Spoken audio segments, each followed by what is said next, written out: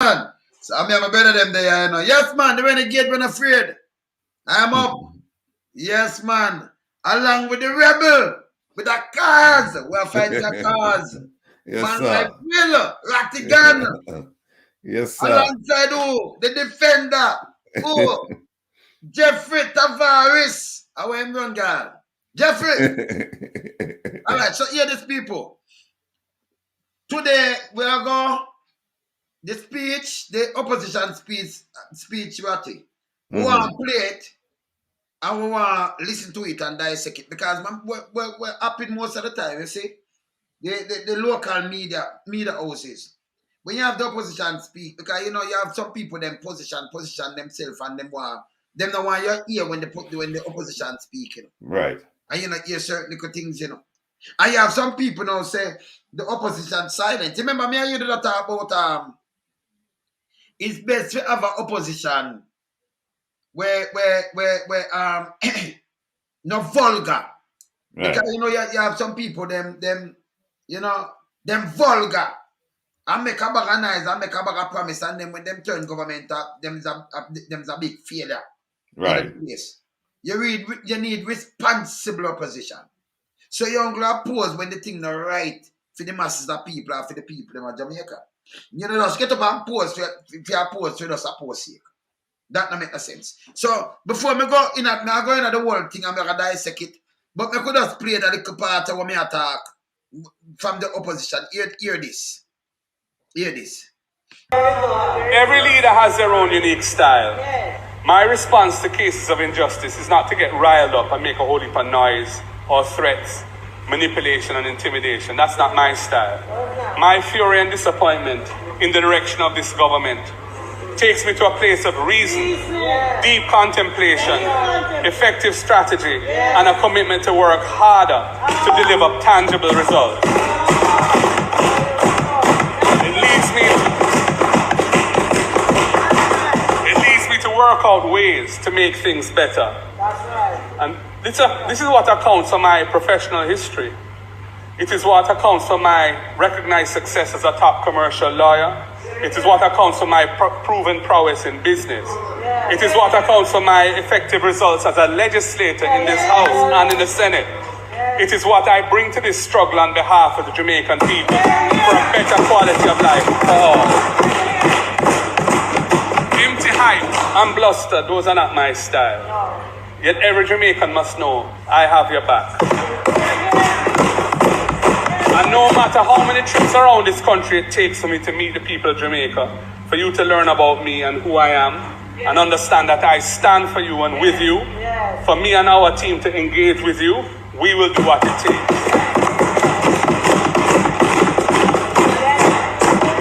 I want you to ask me questions.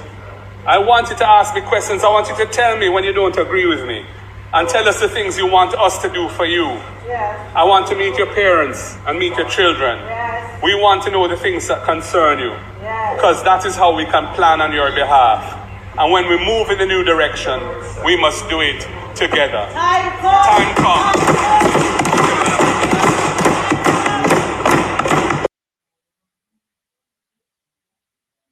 You know what me I hear this now? I can play the whole thing. But me I hear like a Manley, Joshua Manley, vision again.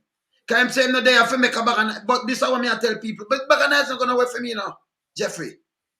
Because when you get up and you make a bag of nice and thing to some people, that's so nice to them.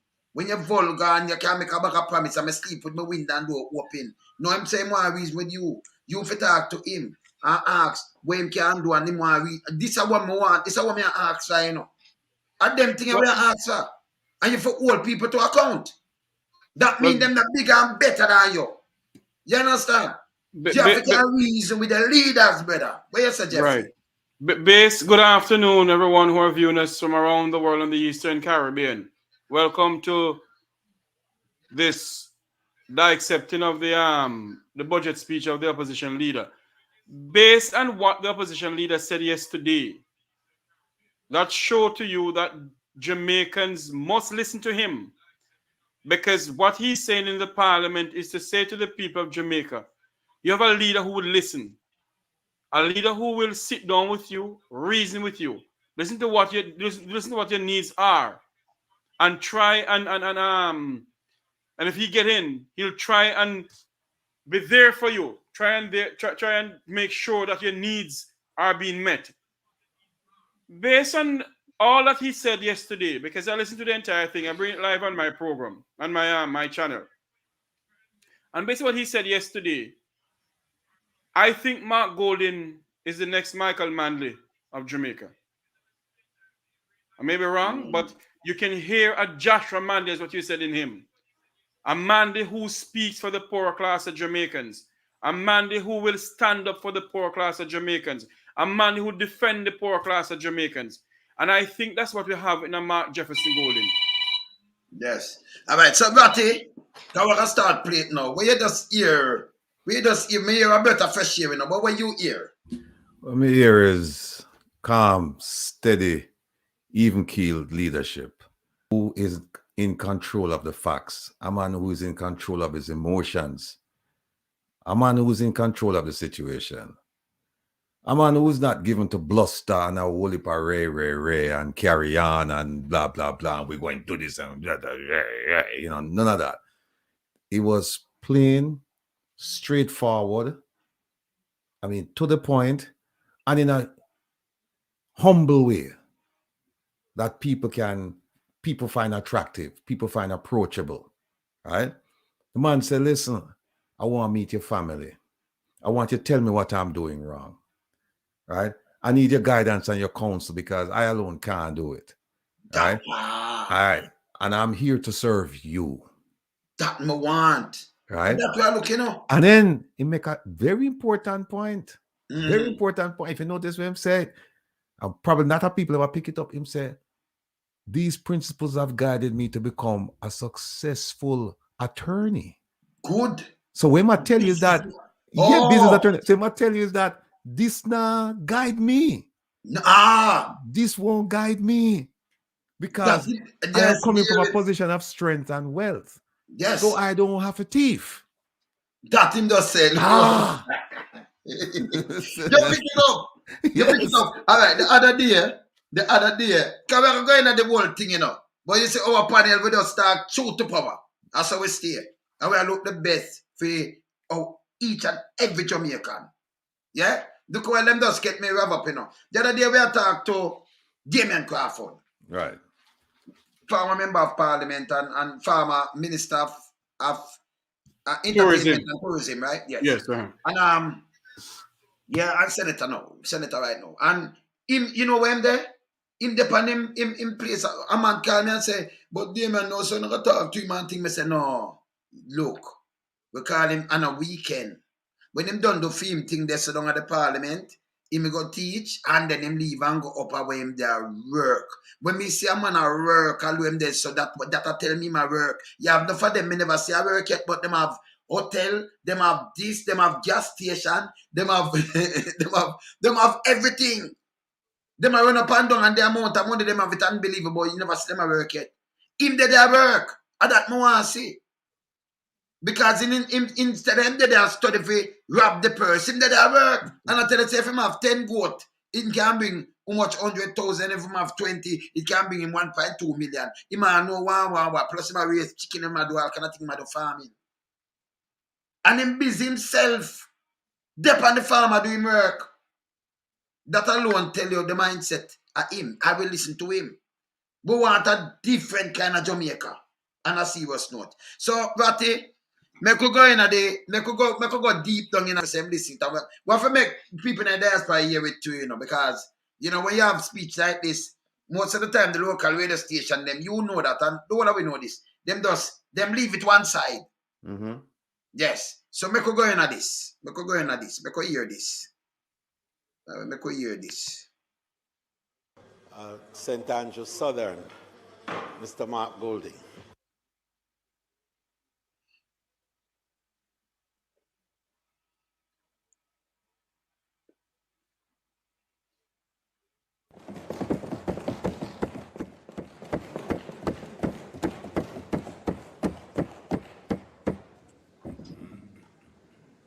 Madam Speaker, I rise today grateful for the opportunity afforded by my constituents, the good people of South St. Andrew, to stand before you.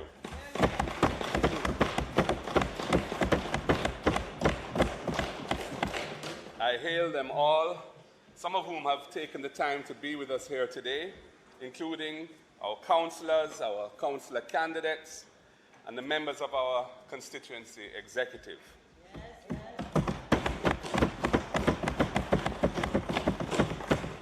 To my wife, who's my soulmate, my partner, my dearest friend, and the foundation of my support system, Sandra, I thank you. And I thank our children for their understanding and patience as I move forward daily to fulfill the charge of leadership that I've been given in taking the People's National Party forward, onward, and upward.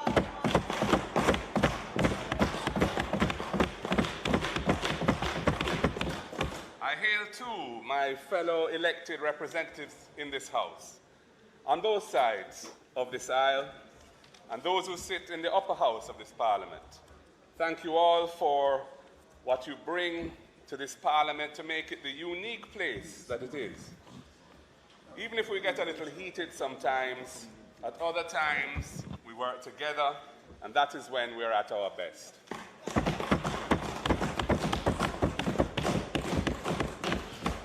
In particular, I want to extend a hand of fellowship to acknowledge my colleagues on this side who have stood with me as we work to fulfill our party's vision of social justice, equality of access to opportunity, and the rights and freedoms of all Jamaican people. These are the core values which our party holds dear to its very heart. I should also say a special word of thanks to the staff of this Parliament who, week in, week out, work hard and with expertise to ensure that the Parliament runs smoothly. I must hail to the team at the office of the Leader of the Opposition, the team at our headquarters, and all members of the party, and indeed all Jamaicans. In our heart of hearts, most of us want nothing more than to see our island home grow, develop, and flourish with our families and our friends in tow. We as Jamaicans yearn for a productive island home and to live our best lives as content and happy people.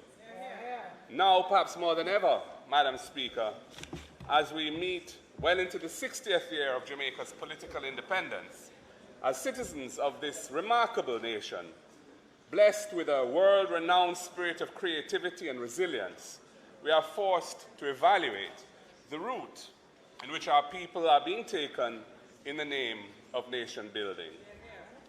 It provides an appropriate juncture for us to consider once again, how do we achieve the state of national contentment and security that our people seek and deserve?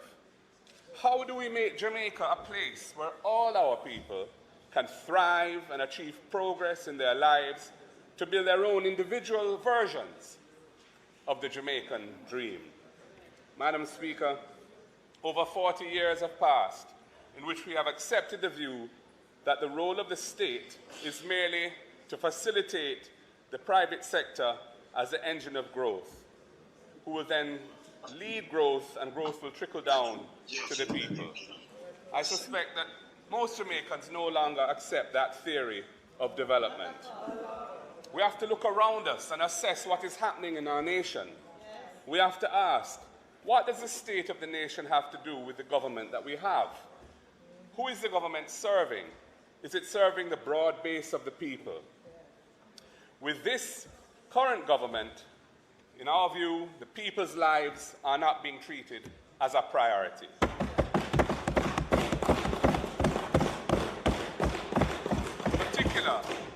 In particular, they're not doing what the most Honourable Portia Simpson Miller used to call balancing the books while balancing people's lives. I speak today from the premise that the role of government is to facilitate the people all types of people and facilitate their potential for growth. When we look at the state of the nation and listen to the daily frustrations of the people, it is clear that the government is out of step with the people. They are still practicing trickle-down economics when the world is moving on. If people cannot feel the reform and the recovery that the finance minister has been celebrating, it simply means that we are not focused on the right things. Madam Speaker, the time has come to move our country in a new direction. We have closely scrutinized the budget projections presented by the Andrew Holness administration for the fiscal year to come, 2023-2024. The budget tells you the priorities of the government, and I can see the serious change that is needed. We need to see the nation move to fair labor practices, improving broad access to the resources of the nation, to opportunity, to sustainable and good living. The government is not prioritizing the change that we need to see.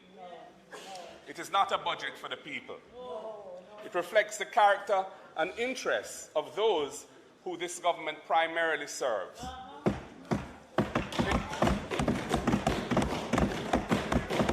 Here are two examples, Madam Speaker. Why wouldn't the government find a way to extend the period for the public sector salary negotiations to continue to fruition and to allow the groups to make their measured, well-informed and transparent decisions on the government's wage offer, instead of being bullied and cajoled by take it or lose it? Why? And why is there no budget for the overdue, constitutionally required local government elections? Why? This annual budget is a serious exercise. It has made me reflect on the role of leadership. Standing before you as leader of the opposition and president of the People's National Party is truly an awesome responsibility. I know that there are many relying on my voice to stand in the defense of the people and the democracy we believe in. The conditions of life that Jamaicans are suffering through today are very challenging and are intensifying. To face them requires leadership with the people's interests at heart. It requires leadership of good character to create a nation where we live good with each other. I will stand in defense of every Jamaican who is now languishing on a hospital bench or chair when they should be resting in a hospital bed. Every Jamaican who has to be making hard choices every morning between having breakfast or giving your children lunch money to go to school. Every student who is second-guessing the path they have chosen because they aren't confident that when they complete their education, they'll be able to find a meaningful job and to make a good quality of life for themselves. This budget should speak to those realities that are faced by real people with real lives, real families, and real hopes and dreams. The budget should be about building the Jamaican dream. But it is not about that at all. It is about more of the same when people want a new direction.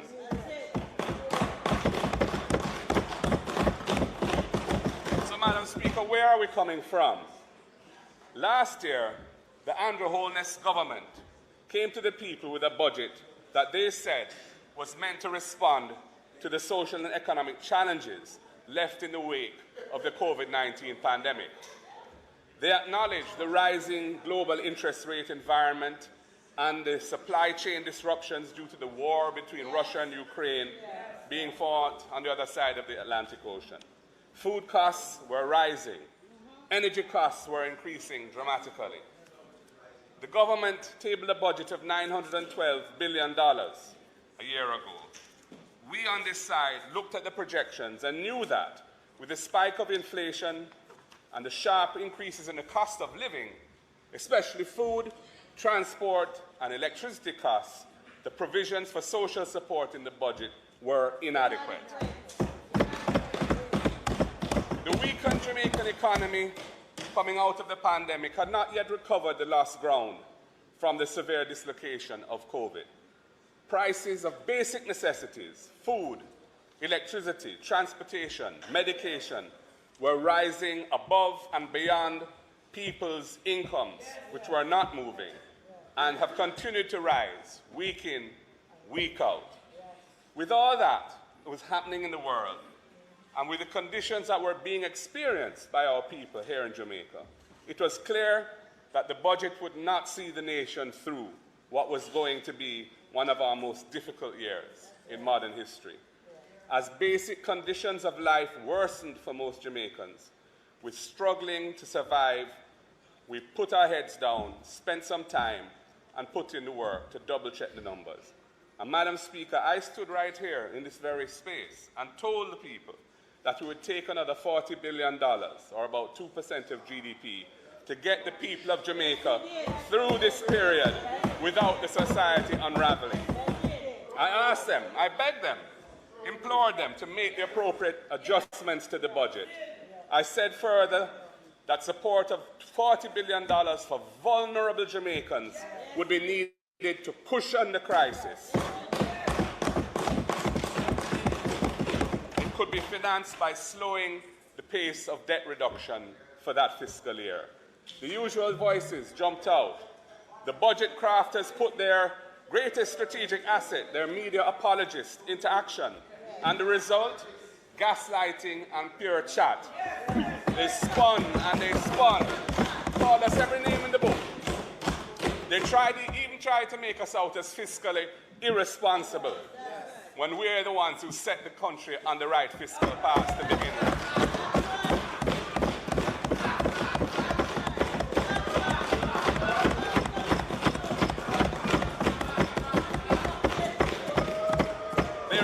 Our warnings, instead saying that if another $40 billion is added to the budget, the sky would fall in and the country would mash up. Well, we ignored the noise and watched the sale, continuing to advocate for more social support to cushion the crisis on the people. Well, Madam Speaker, last month, the Finance Minister, as is customary, tabled and presented the budget for this coming fiscal year. Then, for the first time ever, I think, in this country's history, he came back to the House after tabling the budget for the coming year to present a new set of supplementary estimates for the previous budget. So after he tabled the next budget, he was still adjusting the last one. History was indeed made in this House then. Even more than that, Madam Speaker, the supplementary estimates brought suddenly to this House by the government between tabling of the new budget and the budget debate for that one, it was a fourth supplementary budget in one fiscal year. That sounds to me like fiscal confusion. 4 supplementary budgets. Yes, Madam Speaker, so here we are, 4 supplementary estimates later.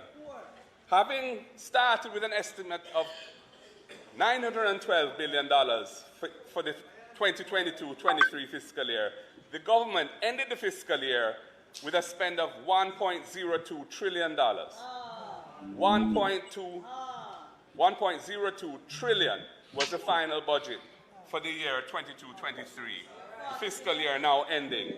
So last year's budget was actually the first $1 trillion budget in the history of Jamaica. Not this year. Not this year. Anyway, do you know what that means, Madam Speaker? It means that amidst all the bluster and the lies last year, much more could have been done, and much earlier, to ease the suffering of the Jamaican people.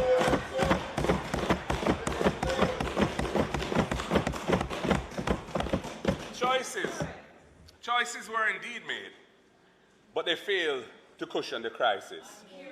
All know Santa Claus no come to the ghetto. All know.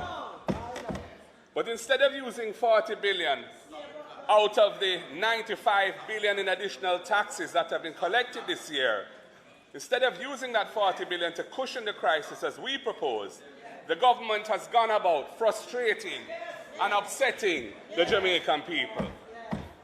The public sector workers are frustrated and upset that they're being pressured and bullied by the government to agree to the terms of this public sector pay restructuring exercise, which many of them don't understand, where certain uncertainties abound and where for many it seems that they'll be worse off after all the additional tax is taken out of their pay. We even have a fireman on the top of the transport center in Halfway Tree protesting. We say, don't tell our police and other dedicated public servants, take it or lose it. That is disrespectful fear-mongering. The people of Western Jamaica are upset and frustrated by the debacle at Cornwall Regional Hospital. It has become the mother of all overruns of cost and all delays. The overall restoration project was originally costed at 2 billion. It now stands at 14.1 billion and counting. And the facility has been unable to function normally for 6 years with no end in sight. What is happening to taxpayers' money? Surely the West deserves the best. Madam Speaker, there has been no accountability for this monumental incompetence from the government inflicted on the people of Western Jamaica. I move to the east.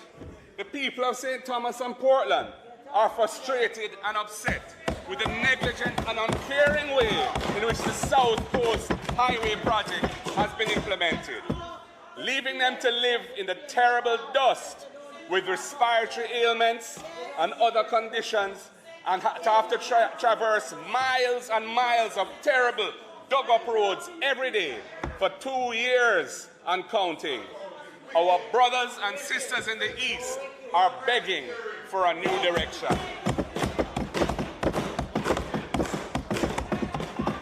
The high levels of fines under the new Road Traffic Act seems like the government is trying to extract more revenues out of an already struggling population. Doesn't the government know that pressure busts pipe? The amnesty for tickets and demerit points left many people feeling like the system is a fraud. And a month later, the responsible minister still hasn't fulfilled his promise to fix the child seat issue after the Jamaica Labour Party MPs voted down the bill that I prepared and brought here in less than a week to fix that problem. The whole transportation system needs a brand new direction. Madam Speaker, the investors in our emerging medicinal cannabis industry are frustrated and upset that the government is licensing the imports of large quantities of surplus ganja from Canada to be imported and dumped on the local market. The brethren across the country want to be part of a new direction for the ganja industry. And why shouldn't they, the originators of it, who took the blame and bore the oppression, why shouldn't they be able to profit from the gains of that industry? Madam Speaker, many Jamaicans are frustrated and upset by the way this government treats vulnerable Jamaicans when it comes to land and housing, demolishing the homes of single mothers and running them off public land without making any provision to provide them with alternative shelter for them and their children. The disgrace of Clifton will live in infamy in this country. Many Jamaicans are ashamed and frustrated and upset about the SSL scandal, where our national icon, Usain Bolt, was robbed of his retirement savings, while others were able to close their accounts before you know what hit the fan. The whole process was obscure. A new direction is needed, which must include transparency and equity.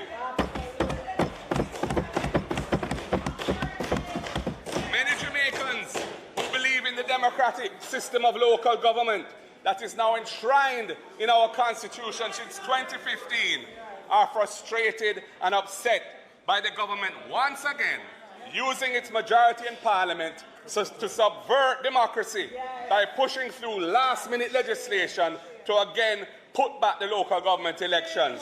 Now 3 years overdue on totally spurious grounds because they are afraid to face the people.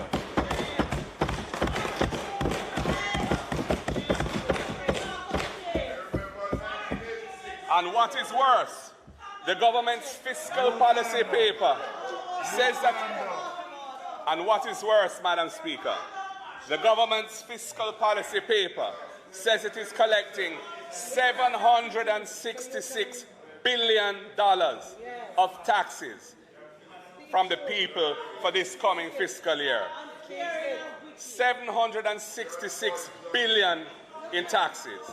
That is $150 billion, or more than 24% than the $616 billion it collected in the prior year, 2022. $150 billion, over 24% more taxes are being collected this fiscal year than in the prior fiscal year. It is also $95 billion more than the $671 billion in taxes that was originally budgeted for this year. $95 billion more than they originally budgeted to collect. $95 billion in surplus taxes from the people this year over what was originally budgeted. It is worth noting that the government projects that it will collect $824 billion in taxes in the coming fiscal year. That is an increase in tax collections of over 34% over 2 fiscal years, from April 2022 to March 2024. 34% increase in taxes being collected in just 2 years. 34%. An increase of taxes of $208 billion from the people of Jamaica. Madam Speaker, the massive increase in the amount of taxes collected from the people over the last 2 years brings to light just how hollow is the refrain, no new taxes, that has been bellowed in this House to the predictable but fundamentally empty beating of tables last week Tuesday.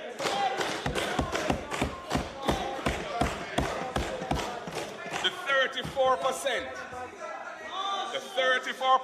$208 billion increase in taxes over the past 2 fiscal years is significantly greater, nearly triple the accumulated inflation over the 2-year period, which is projected to be 12.3%, 7.1% in 22-23, and 5.2% in 23-24, totaling 12.3%.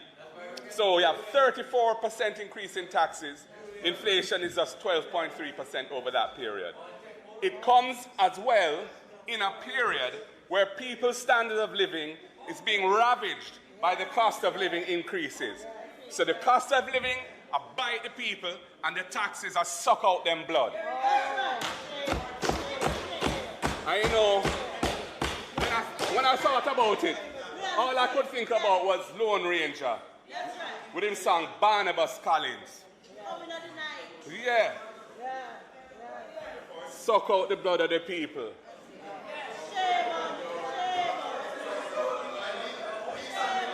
Madam Speaker, these massive increases in taxes weren't limited to the last 2 years either.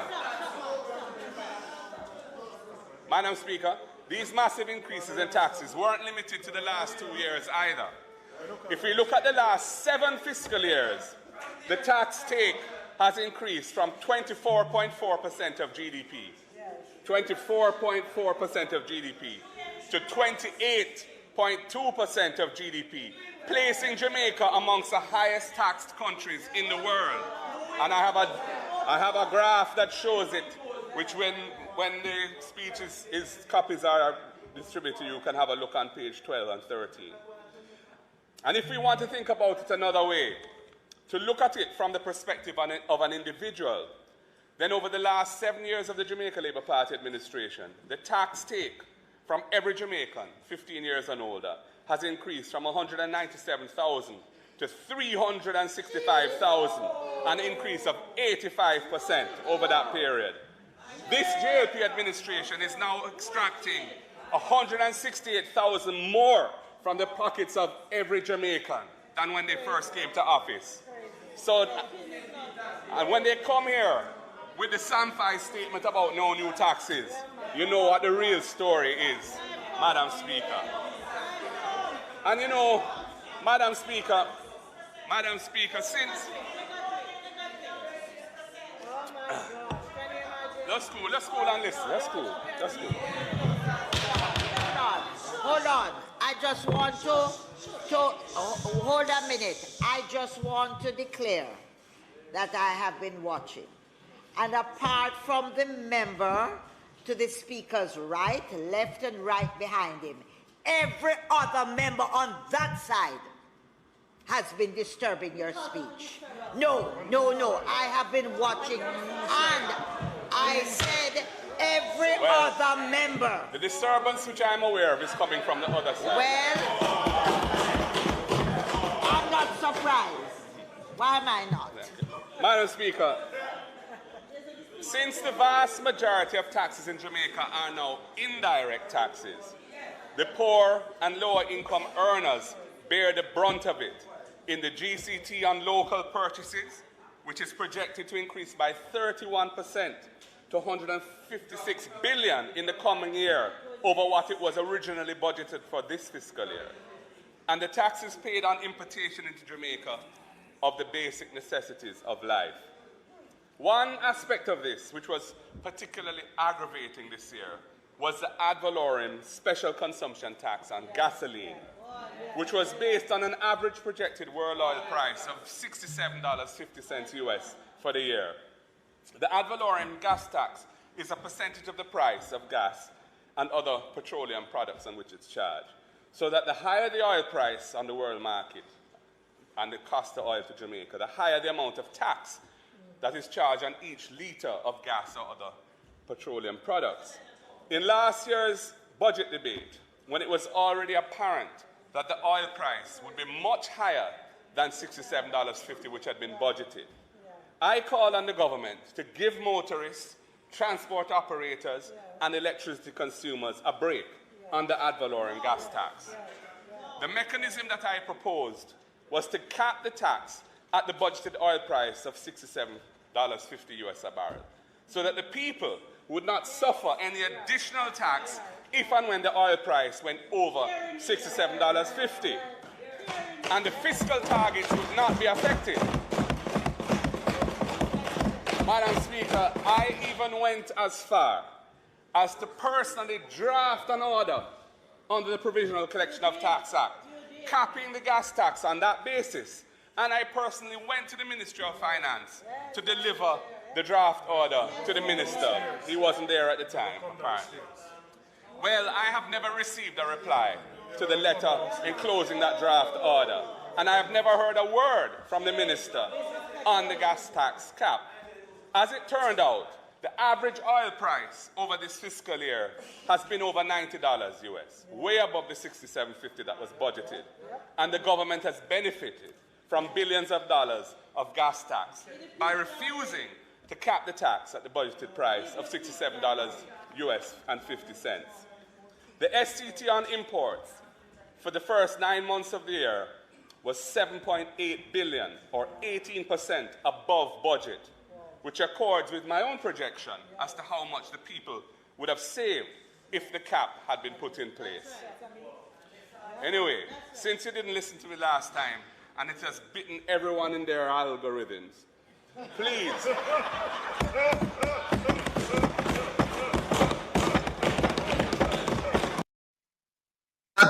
The algorithm, they make me have to pause it quick. Come on, listen to him, you know. Me I take note to man. Hey. See my look the algorithm I laugh. Yeah, man, because them lucky man never say logarithm. Tropical rhythm. But I want you to stop, my man. The algorithm I laugh there.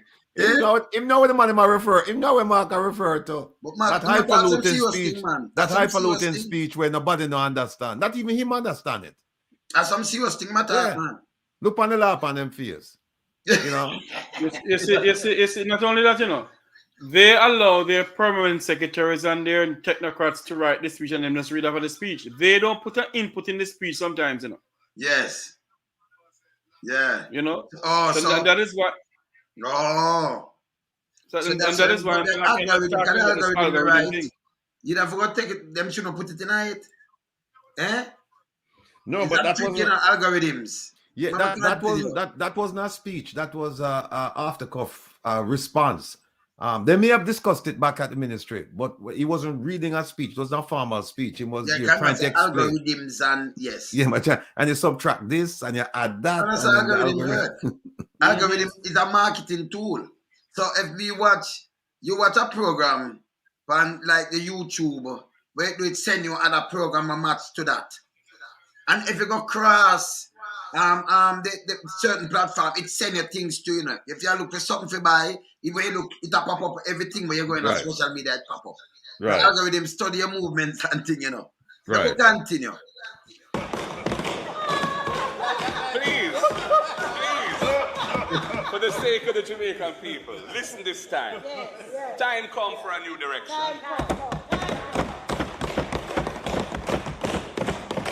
We saw what you did when you said no new taxes. We know that it means much more taxes. It's just like telling us that the number of serious crimes is going down while we all watch in terror, the dastardly nature of crimes gets worse and worse. One of the things Jamaicans resent most is being taken for a fool. You think me an idiot? That's right. The member's time for speaking has expired. Madam Speaker, I beg to move that the member's time be extended sufficiently to allow him to complete his presentation. The question before the House is that the member's time be extended sufficiently to allow him to complete his presentation. Those in favor? Aye. Those against? The ayes have it.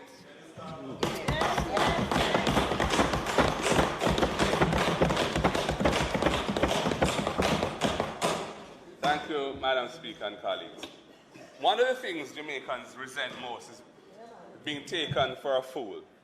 You think me an idiot? It's a core question that this country has been asking the Andrew Holness government in recent times. The disregard for our people heightens their anger and frustration. Disregard. Another example is the manner in which the new Road Traffic Act was rolled out.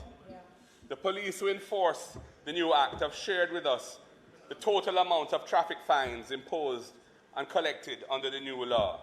And it has sent a signal to the population that the much higher traffic fines are less about road safety and more about collecting revenue, which is a wrong signal to be sent. And while I'm on this topic, where is the amendment to the regulations that we were promised on the 7th of February in this House, and we were told to get it that week? Where is it? Minister promised us that day when they blocked my bill that it would be ready that same week. We're still waiting. More than a month has passed, and we haven't seen or heard about those regulations. In the meantime, taxi operators have to operate with uncertainty as to their legal exposure in transporting children. Shame. The Jamaican people need a new direction. How is the government deploying the massive amount of additional taxes that it's taking from the people? Instead of strengthening the safety net, which God knows needs to be strengthened with so much taxes coming out of the pockets of the people. Instead of strengthening the safety net and investing heavily in the developmental needs of the people, the government is intent on reducing the public debt at an even faster rate than is required by the fiscal rules. They are projecting to bring the public debt to below 60% of GDP by March 2027, which is a year earlier than the target in the fiscal rules. And that additional tax up front to get to that target a year earlier is a huge burden on the economy and the people of this country. It sounds good, but is it wise? Is it prudent? Why accelerate and bring forward the repayment of the debt when the society is under so much pressure? People are losing hope for the future. The social fabric is unraveling rapidly with an ongoing daily diet of depraved murders and domestic violence. I should mention here, Madam Speaker, that the recovery from the economic shock of the pandemic was not growth in a meaningful sense. The nation's productive capacity has not grown since the pandemic struck in 2020.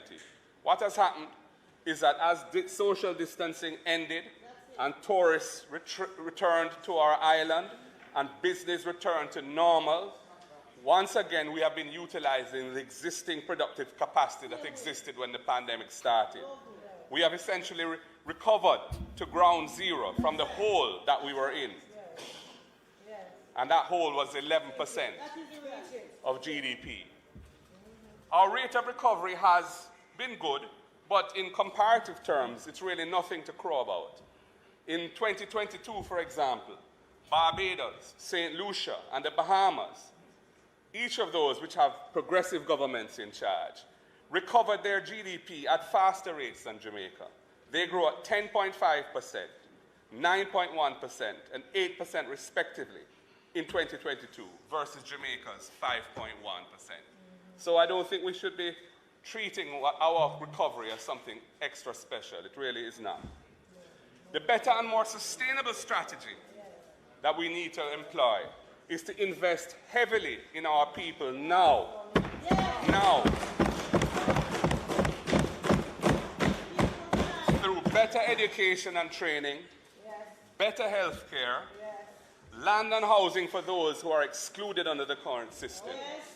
Investing in our people is the only way that our national productivity will increase. Our economy can grow rapidly and in an inclusive way.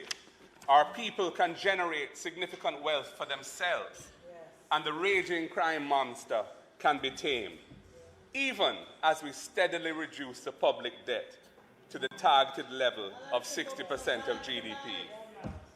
Jamaica cannot afford to continue as we are going now. People are fed up. Those who can migrate are doing so, whether it is nurses and teachers who have been leaving at alarming rates, or others who have become asylum seekers crossing the Mexico-US border. Police and soldiers we hear fighting in the streets. Bandits breaking into ATM machines. The corner shop and the community bar are no longer safe places to hold our vibes. Not even the armed guards in an armored courier service are safe in today's Jamaica. Society is unraveling under this government. Disorder is the new order. Government badness run with good governance.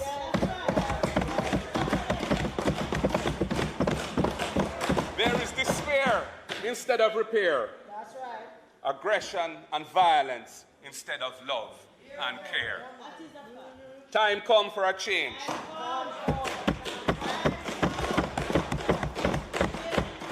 A change in the way we do things and a change in our priorities. What is in effect now is not working. Jamaica must address the deep challenges that have to be confronted and overcome if we are to achieve the full potential of greatness. That is the Jamaican dream. Time comes for a new direction, and that new direction that we will take the country on must address the concerns about two specific weight-bearing structures: taxation and recovery and growth. Madam Speaker, I want to look first at the painfully slow rate of growth of the Jamaican economy over the last 7 years. When this government took over in 2016, the debt to GDP was down to approximately 115%, and there was a fiscal surplus of 0.6% of GDP. The current account deficit was only 2% of GDP, Inflation was 3.7%. Unemployment was below 10%. Given the history of our economy, what all that means is that they got a good wicket to bat on.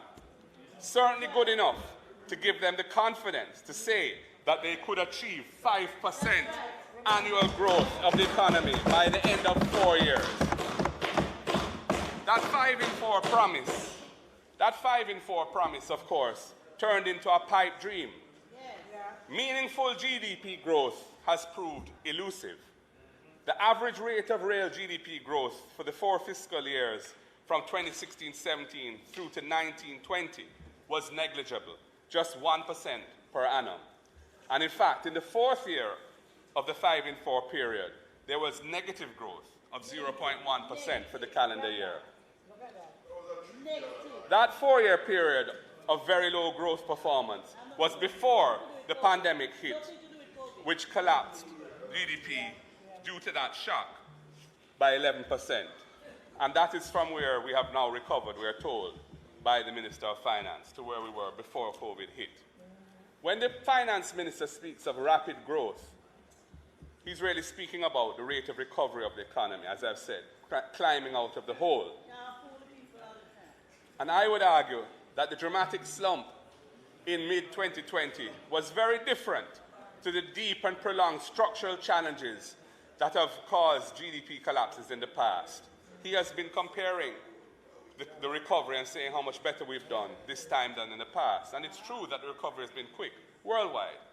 But the truth is that the nature of this pandemic, it was a disease that caused a cessation of activity, a severe cessation of activity. The disease has been conquered, activity has returned. Very different to past structural challenges which undermine GDP through various shocks, whether it be weather shocks or oil price, prolonged oil price shocks, and so on. Madam Speaker, we are going in the wrong direction, and about 54% of Jamaicans have said so. And this can only mean one thing: time come for a new direction.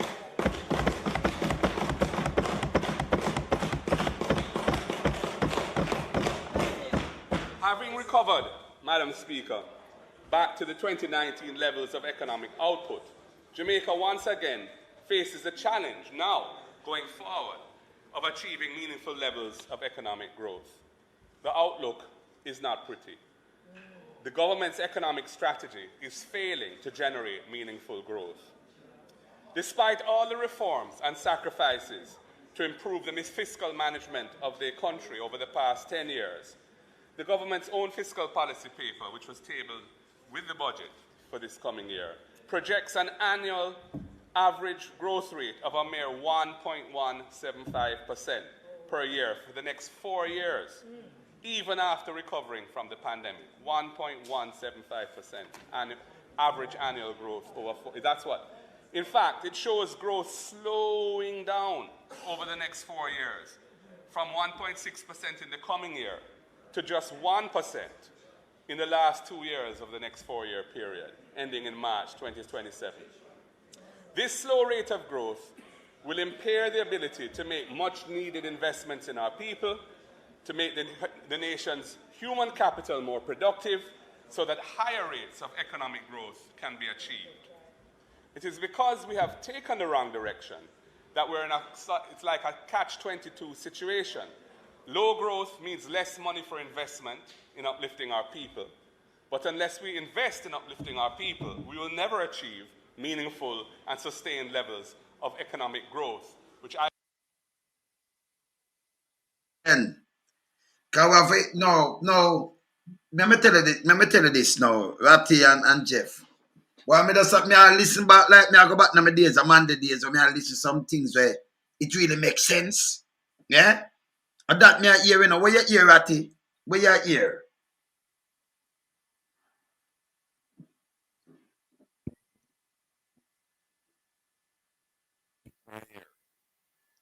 Turn on your mic, turn up your mic. But may I hear? Yes. May I, right now, may I hear logic? May I hear sense? May I hear a message that people can understand, can grasp? When somebody tell you that no new taxes. But then you look on how them get the surplus if no new taxes, and everything will go up, right? Because what happens is that it's unseen taxes, because when the prices go up, the GCT is a percentage of the increase, Yes. right? So you're going to pay more taxes, but you And the don't dollar need, devalue and the dollar devalue, same yeah, way because not they are balanced. right. And And the private sector mash up the country yeah, by importing things, put strain on the dollar, and you know say. yeah, and him expose the idea that this is the first $1 trillion budget. When him said no, you had supplements, you had a budget of 900 Then the plus second this. billion, Oh. yeah, and then you had supplements to it that took it over $1 trillion, right? And you know, I mean, all of the little financial tricks, you know, what them do, like the 3-card man, or the shell with the thing underneath it. Him expose it right now. There's a program one time, you know, you can still see it on YouTube where them expose the magician's trick, and the guy wear black and expose, and that's what this man I do. Him expose them and say, but except that him now hide and do it. Him right out now the open, and I say, why? So what I do, yeah. And them sit down and because what them try to do is trick the people, and them try use all kind of fancy language and things like that. But here is a politician who's doing it in a very determined, a very deliberate, and very simple terms that anybody can understand what he must say. Anybody. So I'm about to take a whole heap of notes about me. Wait till when you finish. When you finish, yes, man. Jeffrey.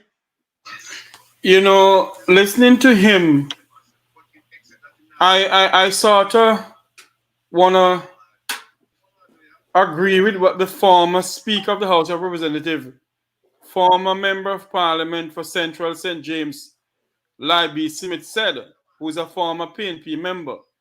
And I hope you can hear what he said on the thing here.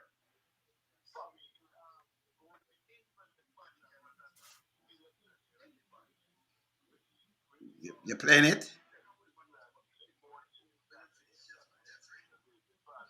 No, it lower. Just repeat it for because it lower Jeffrey.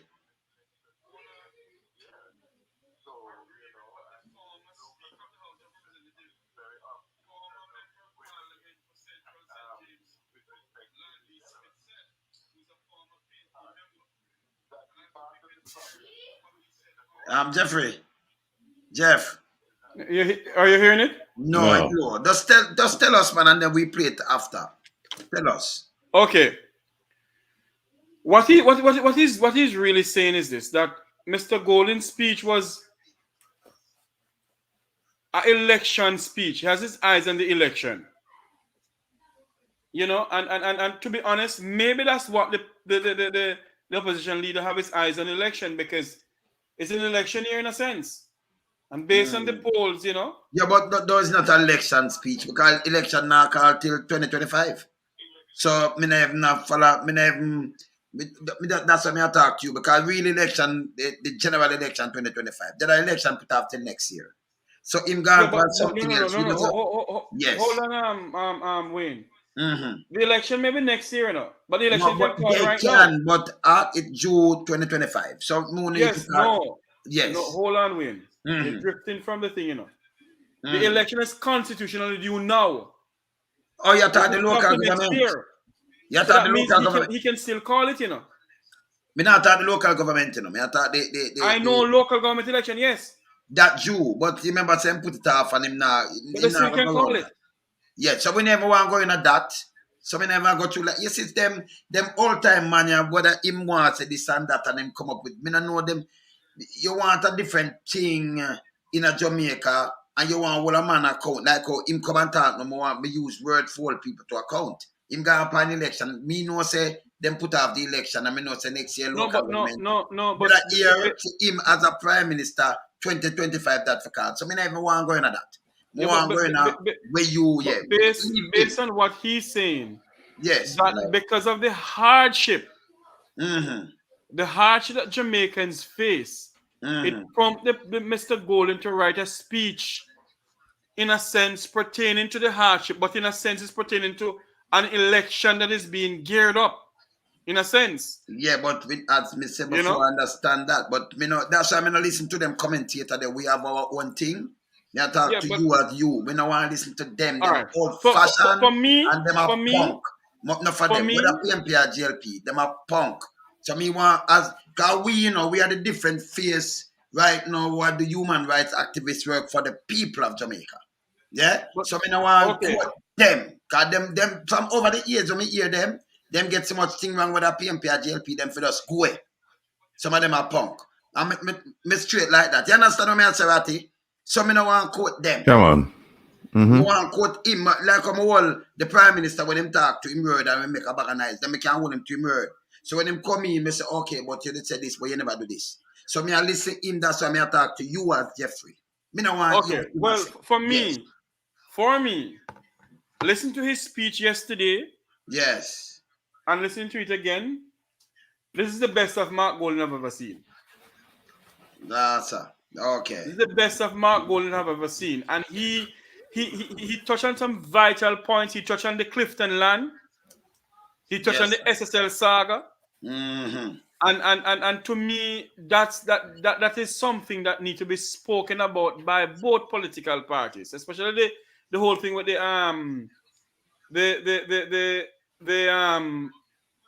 SSL saga. It has to be spoken about because they want to sweep it under the carpet, and we can't allow them to sweep it under the carpet. No. And the hardship of the people. So all right. This is why I'm not going to some people thing, because you have the opposition leader, and like him just say, I don't make nice. I have to talk responsibly. You have responsible leaders, opposition. Me rather listen to a responsible opposition leader more than one who just make nice. That's why I'm saying like gaslighting. I played first.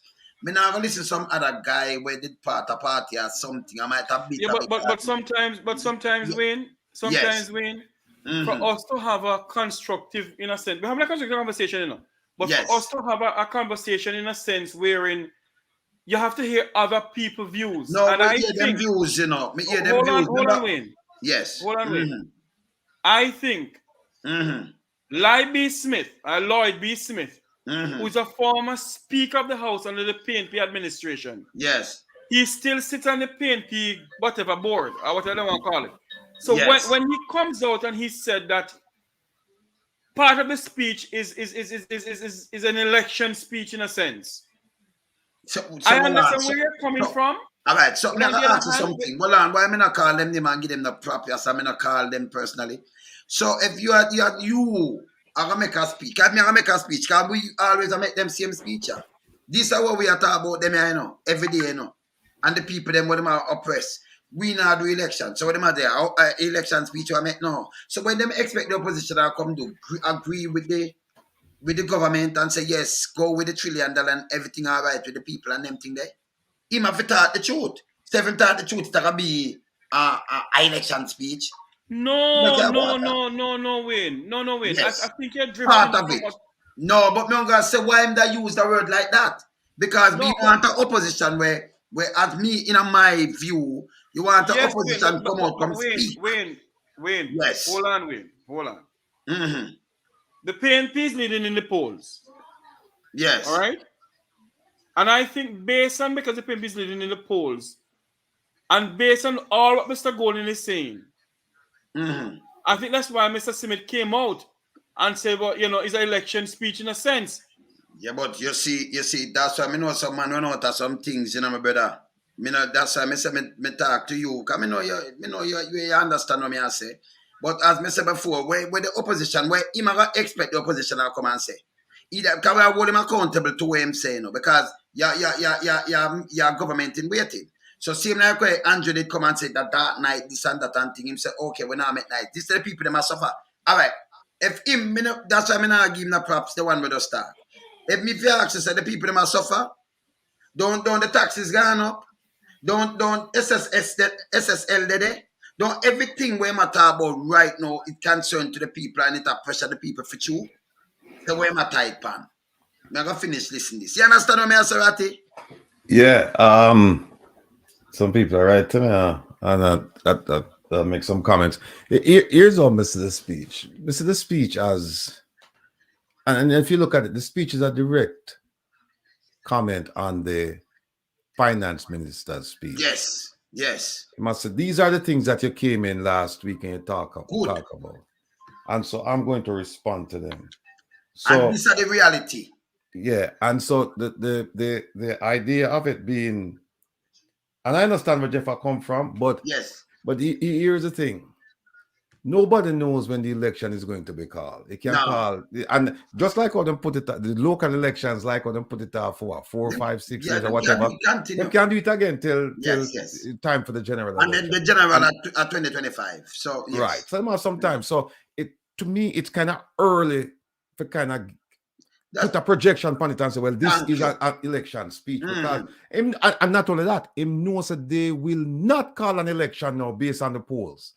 They will not call one right now. All right, so that is it. So when but him have to answer to where because I remember, you know, the finance minister want the thing to look nice and gloomy, but people are suffer.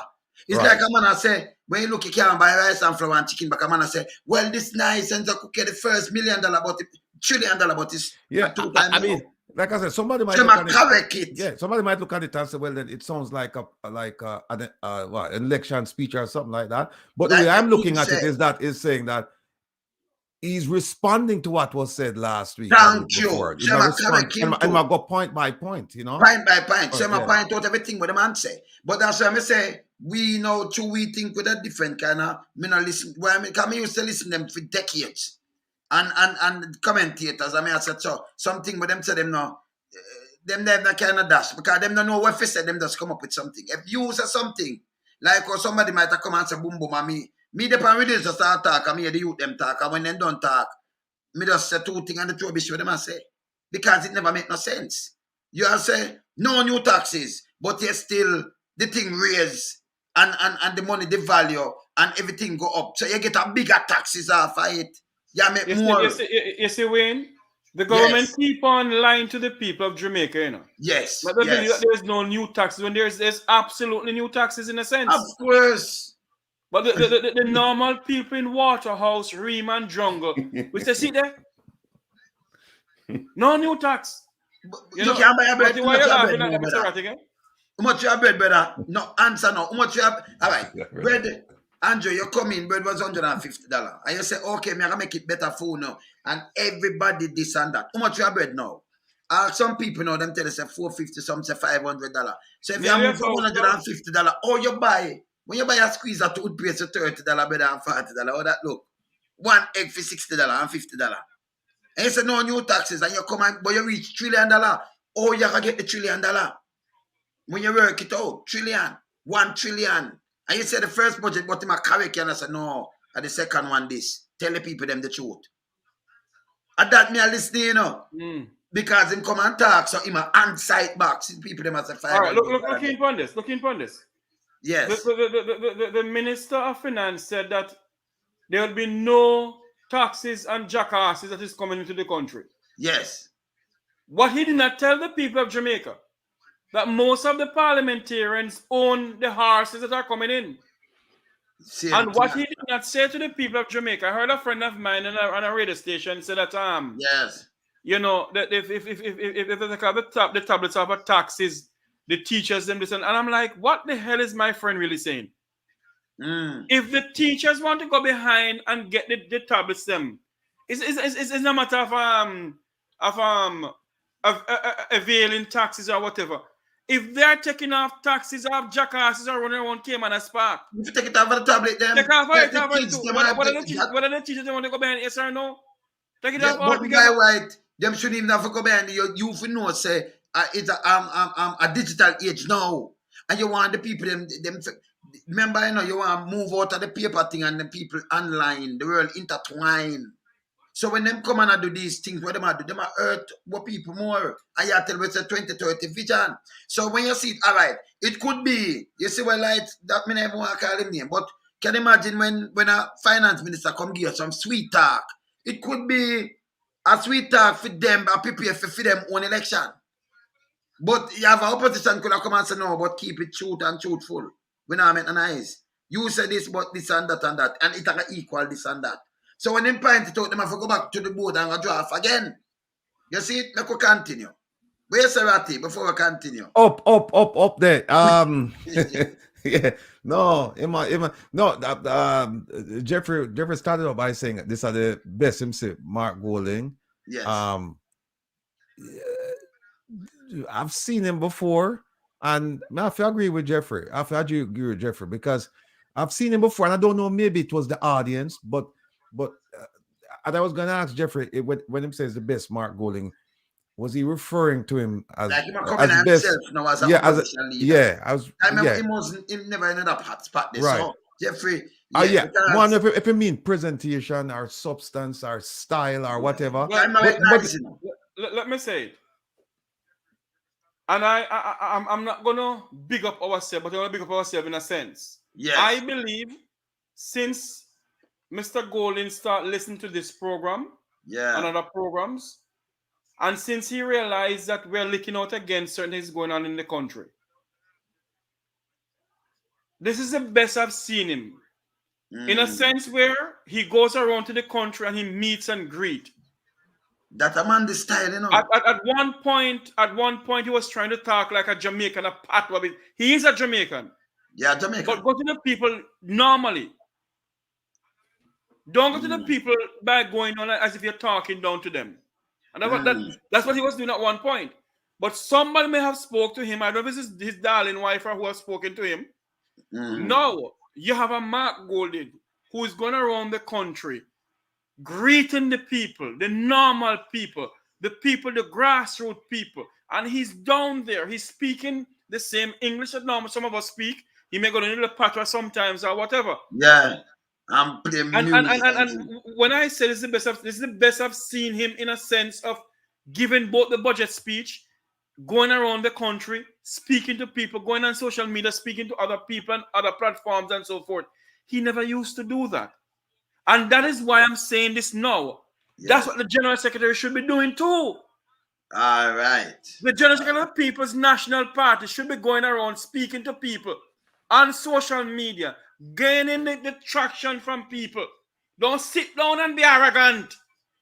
All right. No, and you see, we are talking about also one of the things that we talk about a while back was presentation, your presence, how you dress. Yes. Because people used to say, boy, Mark dress sloppy and thing. So we are tell Mark, say, we were a three piece one at a time, but him forget to put the pocket thing right there, so you know. Yes. And him forget to put in all the little Them gold one watch are with the supposed to do, gold you know. chain. Yeah, Yes. you need to do that next time you come on, Mark. You need to have on since you have on the vest now, you need to have on the little gold chain around now from the pocket come to the button.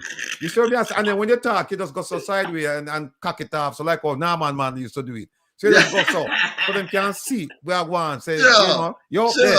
But it's a good start. It's a good start. Because I tell you, you have to reachable to me. That means if me take up my phone and call you, answer me because of me. Kind of people, all right. You know, some people send something to me, you know, and so, you know, we in a music in a big way. But, you know, we all right. And when them talk to me, like, me answer them, like somebody else said, I can't believe you answer me. I say, yeah, man, I can answer you, man. For me, see a thing I come in and me not do nothing, I can answer you. And them can't talk to me good and like them. I say, because where are you, man? So when them call me, I can answer them. I'm going to deal with them that way there. And then I go in and get to, you know, so we're on a boat same way. Call me a bad chef, you know. Remember them can't say nobody for cook and poison me, you know, Jeff. Call me a cook myself. Me a cook and make the people, them, yeah, man, call me a bad chef. Because them want to poison me, you can't want to go to now. Remember the man in the wilderness, them just sit down and say, oh, we get rid of him because we can't give him no liquor and junk him and throw nothing in night, you know.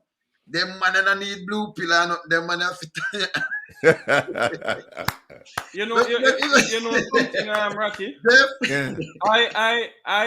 I don't like to wear suits. People say I look good in suits and everything, but I don't like wearing suits. Yeah, yeah. And maybe the Mr. Golding never want the whole three-piece suit. Maybe his wife was saying, sweetheart, put it on. You know, and you have to move it. I understand what you're saying. It's classic and it's looking good, yeah. Yeah, but you see what happens is that as a prime minister in waiting, Yeah. or as a politician of accomplishment, right? You have to dress the part, because remember, you know, sometimes you don't get a second chance to make a first impression. And you see what happens is that people say, "Oh, him look sloppy, clothes don't fit him fine," A Mark of money can't do it. So when I said to Mark, no. But you see, this is what me I tell the people, now watch our man look. All right. No. All right, well, I'm going to say something to you now. Go When I to them me I talk to. You see, sometimes people, all right, you see, I get to people, when we look on the movie star them, sometimes them have on jeans and things, even the richest man them in the world, sometimes them not wear, me might have put on one ring or something, them not wear nothing, in a t-shirt. But tell me what, them I have the bag of billions. Jamaica not see them money. But when you see them some little simple thing, most them wear them suit when they're ready, Yeah, but hold on there. just go out simple. Yeah. Black, But you say, but when we are talking about, yes. yeah, we are talking about events, venues, we are talking about. When you see them seeing people there at the Oscars and things like that, they dress up and they, yeah. So when I say to Mark, when I say to Mark, dress down when you meet the people and things like that. But when you come to Parliament now and the whole world are focused on you, you know, you have to have some slim fitting suit. Well, you know what I'm saying? Yeah, man, yes, some slim fitting suit and things will make but you when look I go down nice. to the people, them down there about that too. Yeah, you're not wearing no dress suit. like them. Yeah. You know, welcome you more. You know, Wayne and Ratty. You see, if I'm traveling, I have on a jeans, a dress shirt, I'll slip as my wear. and a what do they call it? A sports jacket. That's what I wear. When to Jamaica, that's what I wear. When they wear, that's what I wear. A friend of mine who I used to be dating used to say to me, say, Jeff, come on, man. Your parents, you're not, you're moving politics for you, whatever. Don't dress that way. But that is how I normally dress. Is once I find myself put on a shorts, a polo shirt, and a slippers and went through the airport with it. And when I did it, I went through hell. Why? I don't know why. And I put on the blazer now. I went through as if I'm some bloody diplomat. Well, me do it already, you know, so me know, you know. So I continue hear some more the goodies, yes. So I can continue. I would say means anything from 3 to 5% and up. As the Shadow Minister of Finance eruditely illustrated last Thursday, Jamaica needs to escape from the low-wage, low-tech model of development that this government is pursuing. The inevitable outcomes of which are low productivity and low economic growth. Repressed wages lead to repressive government. Even if they deny it, it is manifest for all to see in the social unraveling around us. A major difference between the PNP and JLP strategies is that we prioritize investment in human capital through education, training, and programs to get youth at risk back on track, while this government is prioritizing building a brand new parliament for us politicians to make speeches in. Meanwhile, expenditure on education, or I should say on the delivery of instruction, i.e. teaching, at pre-primary, primary, and secondary schools has declined in real terms over the past 6 years. The $73.7 billion tabled in the budget for the upcoming fiscal year for delivery of instruction, i.e. teaching, is equivalent in real terms to just $50.4 billion in 2016-17 due to the 46% accumulated inflation since then. And that is actually less than the $51.2 billion that was spent on delivery of instruction in 2016-17. It has declined by 1.6% in real terms over the period. This is a shock when you think that fiscal space has expanded so dramatically that the real expenditure on delivery of instruction and teaching has actually declined. The decline primarily reflects the reduction on delivery of instruction, i.e. teaching at the primary education level, which is 9.4% decline in real terms over that period.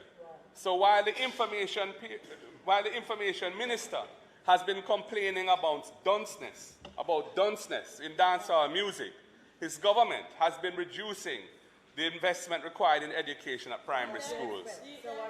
And this government has yet to outline any effective measures to address the 2 years of serious learning loss because of COVID and the school lockdown for that 2-year period. Madam Speaker, the government clearly does not value education. To move Jamaica forward, we need to change priorities. and put the people first. Invest in the Jamaican people to build Jamaica.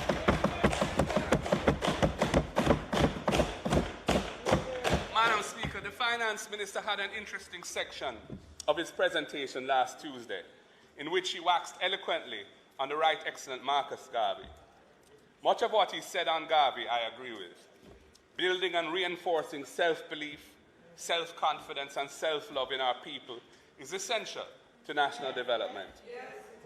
Given our brutal past of slavery and colonialism, which has done so much long-term damage, Marcus Garvey is a national treasure whose message to the world is a powerful tool for achieving personal and national greatness in a country where the vast majority of us are of African descent. However, where Nigel and I part company is on how to give expression to the power of Marcus's greatness. Putting his face on a $100 bill, as much as we support it, really won't move the needle. In fact, I have to ask, how can the government really dare to use the image and name of Marcus when we see them mashing down people's homes, dashing the hopes and dreams of a pure young woman who says she holds receipts for payment for the land, locking up thousands and thousands of youths who have never been charged under states of emergency, sitting back while state agents cut off the locks of a young girl, a young woman held in police lockups to shame and tame her and nothing done to commit the wrongs against her. So many premature newborns have died in public hospitals due to a failure to maintain basic hygiene standards. And until this day, there's been no accountability to the grieving parents. Yes, yeah, man. Let me just rewind the part there. About the ear, hold on there. I go too far. Let me just hear the part there again. Education at primary schools. And this government has yet to outline any effective measures to address the 2 years of serious learning loss because of COVID and the school lockdown for that 2-year period. Madam Speaker, the government clearly does not value education. To move Jamaica forward, we need to change priorities and put the people first. Invest in the Jamaican people to build Jamaica.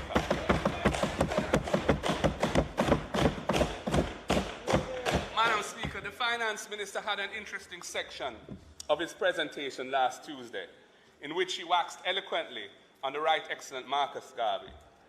Much of what he said on Garvey I agree with. Building and reinforcing self-belief, self-confidence and self-love in our people is essential to national development.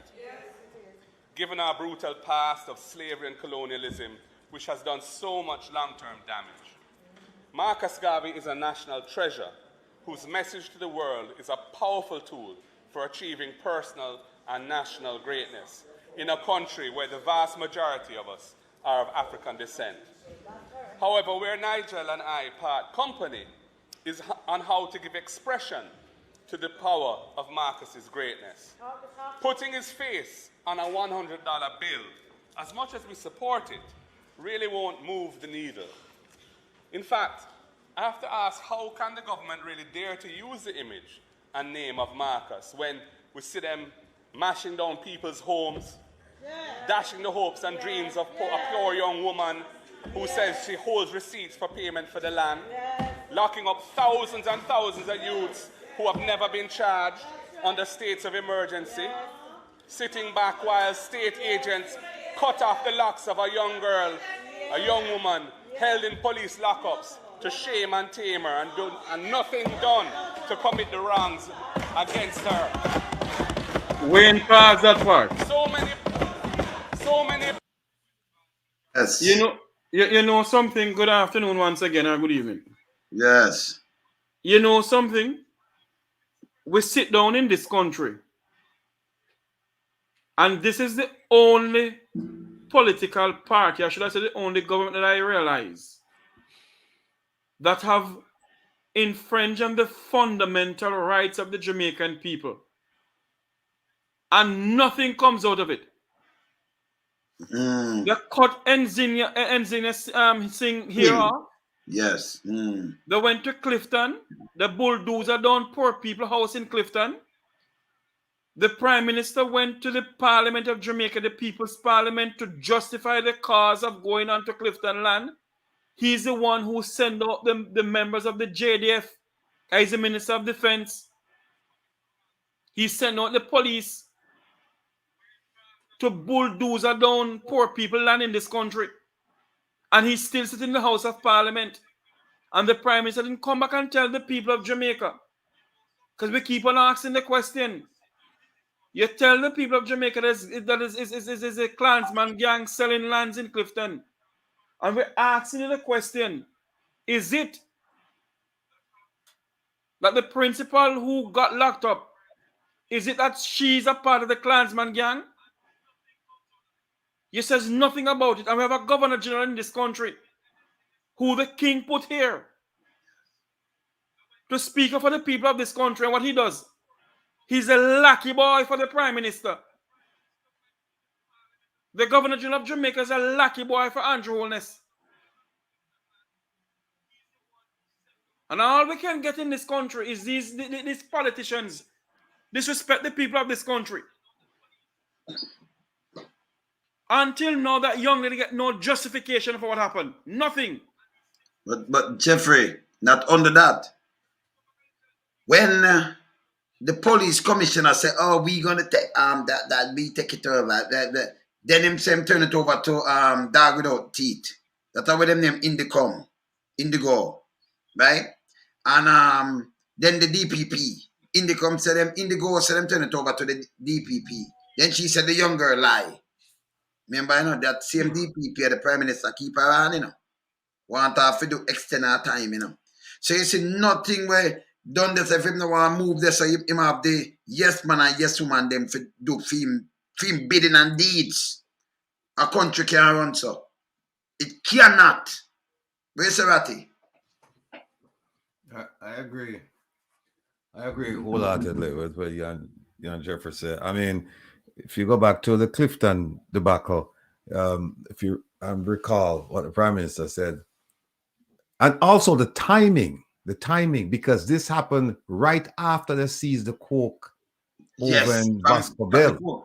And people started asking questions. And then all of a sudden, in Parliament, he announced that the following day they were going to demolish homes and move people, because he said that it was encouraging criminal activity and criminals, that neighborhood.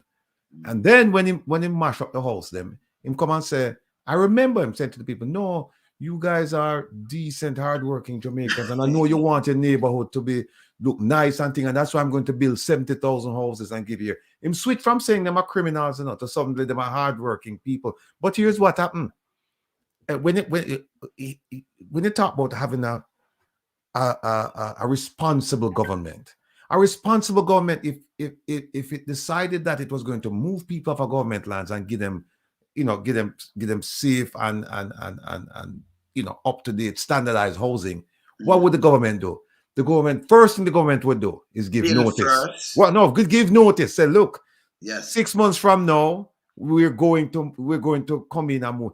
And then you would have alternative housing for the people while you move them. When you move them off of the land, you'd have places to put them. The question somebody should ask him is that all of the women them where they did their own, from the neighborhood, the day after it happened or the day it happened, you check Pioneer them and find out where them live now.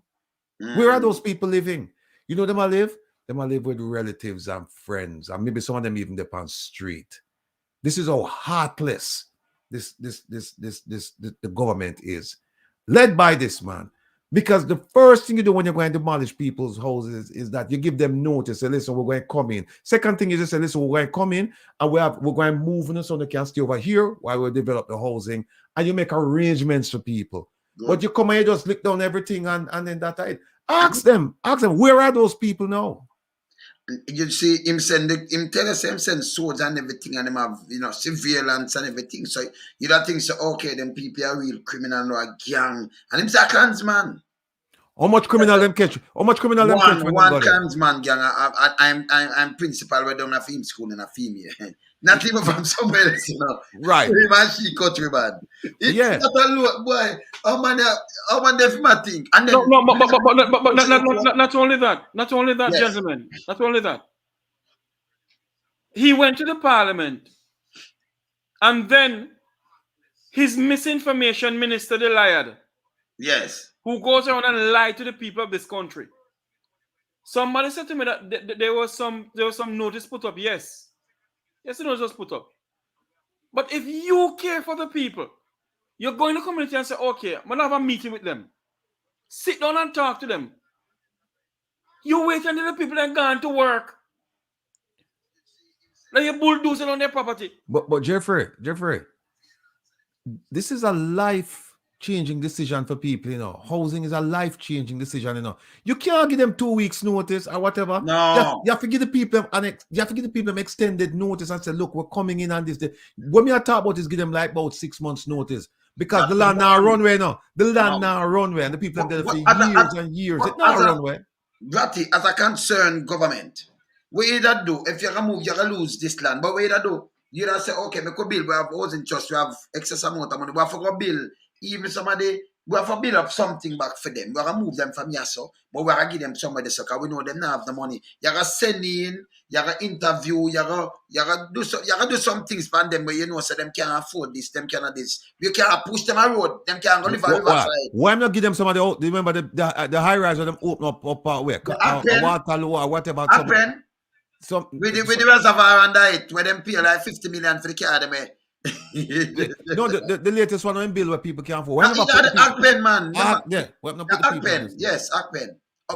Ruthven towards the attack, aka the Akpen. Remember in a Ratty, 2 bedroom with 2 bathroom in the bedroom. If you have one, and you have your daughter in a room, and you and your wife in a room, and me and Jeffrey come check with, our belly are run. I will say, Jeff, you know what, bedroom, and you say, well, what tell me a bathroom, then what we do? Go in your daughter, she might have a sleep bedroom, your wife's bedroom. It makes sense?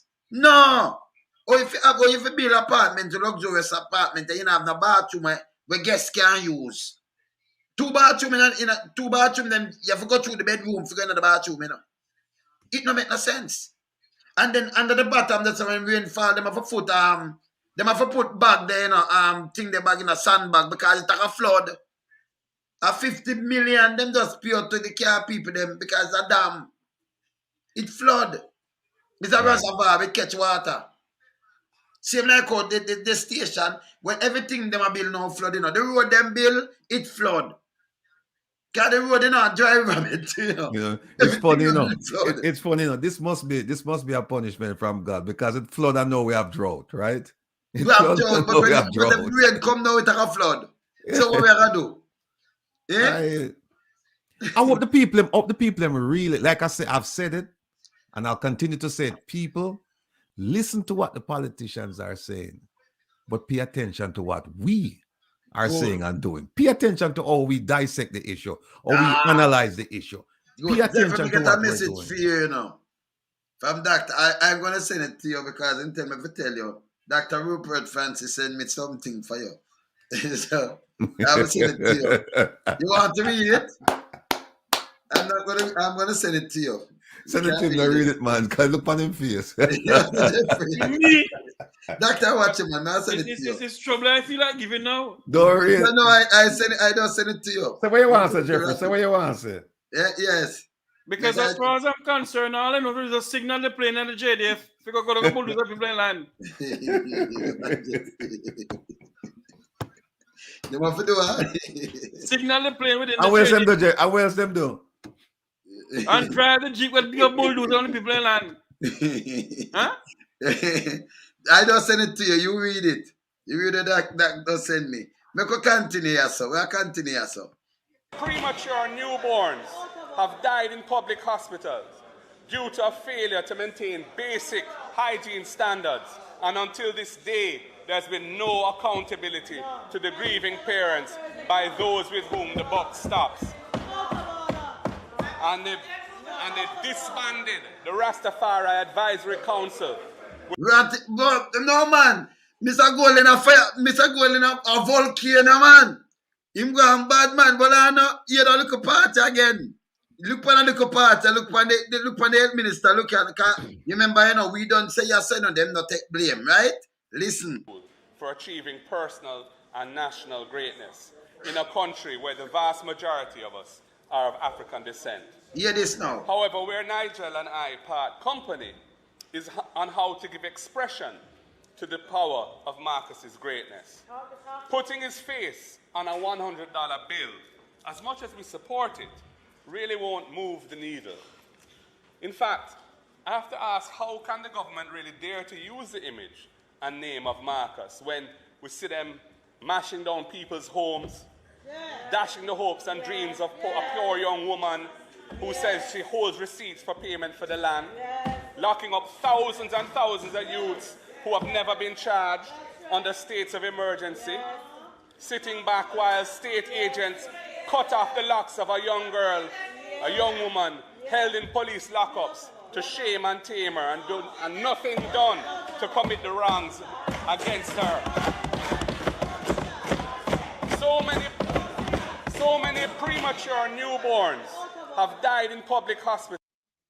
Baltimore, you look on this now. Take a look on this. Due to a failure to maintain basic hygiene standards. And until this day, there's been no accountability to the grieving parents by those with whom the buck stops.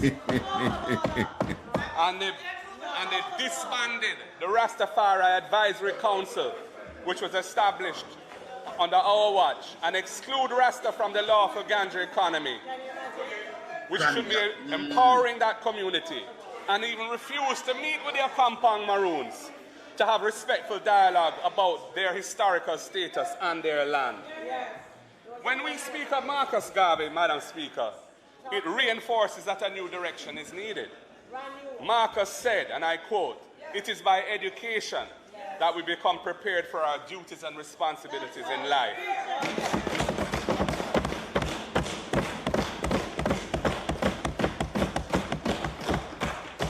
If one is badly educated, he must naturally fail in the proper assumption and practice of his duties and responsibilities, end quote. Marcus Garvey would frown on the disrespectful way this government has been treating our teachers. We must be ready to truly harness the empowering greatness of Marcus Garvey's philosophy by building it into our education system, teaching it in age-appropriate terms from the early childhood levels upwards as part of a system of education in civics which seeks to inculcate, to build in the positive values. That's it, the man said with civics. Yeah, man, and that we are preach civics. We are preach civics from day one. Yeah, man. And that 1 year, them take 1 year. Them a listen to me, man. Them a listen to me, man. Them a listen. All right, good. Voila. Values and attitudes in our people on which building a strong and cohesive society depends. We need to take this country in a new direction.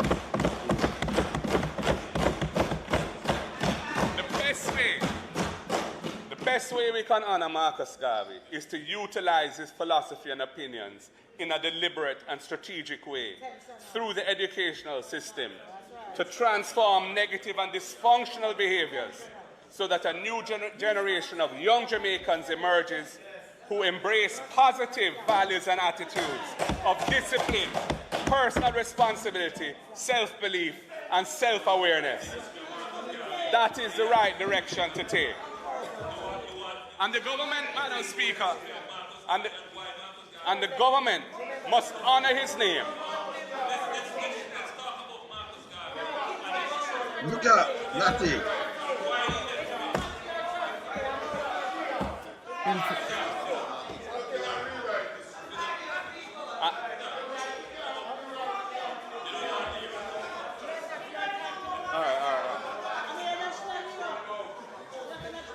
And Madam Speaker, the government of Jamaica must honor his name and his memory by participating actively in the ongoing struggle for exoneration of the unfounded and unjust charges that were brought against him in the United States of America.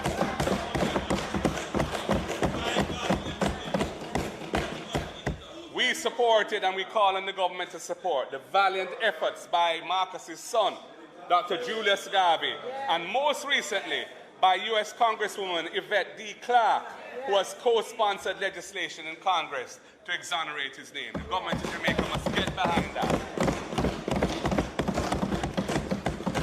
I am aware of and I support a pilot project that recently started. But let it not be like the pilot project on using Jamaican language in schools to help teach children to become fluent in English. Yeah. Despite the successful results of that pilot project, it has not been embraced and developed to be part of the national system of teaching English in our primary schools. Let this pilot project on Marcus Garvey and using Marcus's philosophy in our schools become a national rollout and become part of our system of education. Madam Speaker, I move on to speak about the Constitution. The opposition has had to be vigilant in standing up for the people and defending the people's constitutional rights. We have assisted 65 families who were living for decades, many decades, in the rural community of Providence or Pleasant Hill, near Loydesville in St. Catherine, on lands that were purchased for them by the Michael Manley government in the early 1970s. Last October, those 65 families were unceremoniously and without any prior discussion served notices by the government to vacate their homes. We have been assisting these families to protect their rights, to live in the homes they have built there for over many years. When our lawyers were not provided with clear and firm assurances that were requested of the government, an action was filed on their behalf in the Supreme Court. And I'm happy to say that I've been advised that an interim injunction has been granted by the Supreme Court to prevent any action being taken against those residents until the matter is finally determined by the court. Similarly, Madam Speaker, we are preparing a claim to be filed in the Supreme Court, and it's well advanced, for compensation for the vulnerable families of Clifton, near Bernard Lodge in St. Catherine, whose homes were demolished last October in what can only be described as the most cruel and inhuman acts by agents of the state.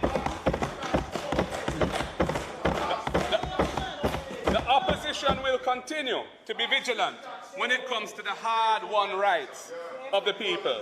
As is well known, we have parted company with the government in its repeated and ongoing use of states of emergency as a routine policing tool in areas where there's a flare-up of violence.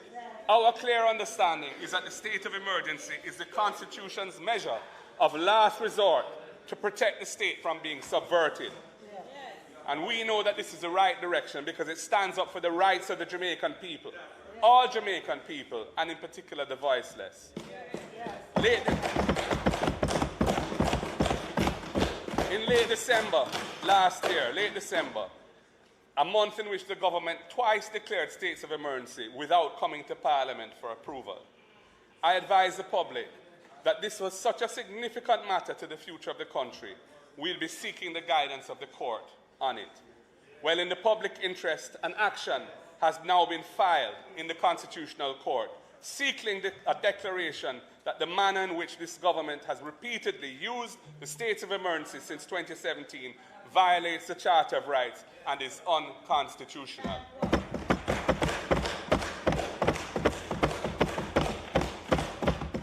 And Madam Speaker, this is a context in which when the Minister for Legal and Constitutional Affairs asked me to name 2 opposition representatives to this Constitutional Reform Committee, I sought clarity on the changes that the government is intending to pursue in relation to 2 critical elements of the Constitution: the Charter of Fundamental Rights and Freedoms, and the matters in the Constitution which can only be changed by way of a referendum. Most of the important provisions in the Constitution cannot be changed without support from at least 2/3 of both houses, and in some instances, a majority vote in a referendum as well. And it is therefore imperative that the constitutional reform process proceeds as a bipartisan process. After a great deal of toing and froing with the minister, which really did not provide the clarity I was seeking, the mechanism of the Vale Royal talks, which I had been calling for ever since becoming leader of the opposition, once again proved its usefulness. At our meeting with the Prime Minister and his team on the 19th of February, we were able to have frank and open discussions on these matters. And I think we both left with a much clearer understanding of our respective positions. And I was thus able to name the opposition's two representatives to that committee, Senator Donna Scott Notley and Anthony Hilton, MP. We will continue to be vigilant in ensuring that no changes are made to the Constitution which would dilute, weaken, or undermine the rights of the Jamaican people. We will also maintain our position that the time has come for Jamaica to move forward to full decolonization from Britain. Full decolonization. This requires both the removal of the British monarch as our head of state to be replaced by the president who is a Jamaican, and also the removal of the British monarch's court, the Privy Council, as Jamaica's final court of appeal,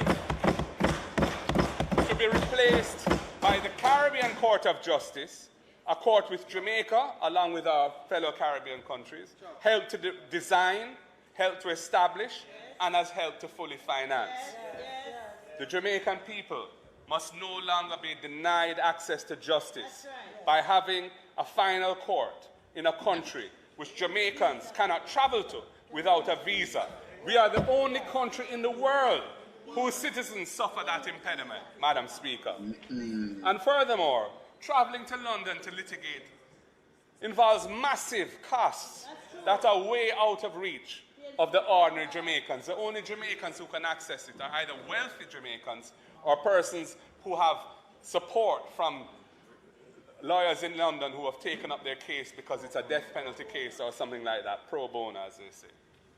Madam Speaker, we live in an era when the people have lost faith in politicians and the institutions of governance. We have passed laws in this House and in this Parliament to put in place a robust anti-corruption framework, but there is no demonstrated political will to deliver accountability. At least 5 ministers of this JLP government and numerous politically appointed board chairmen have had to step down for various misdeeds or even corruption. It is only the reports of the Auditor General, the pressure from the opposition, and the revulsion of the wider public that forced them to step down in each of these occasions. That was the only reason why. This has to stop, Madam Speaker.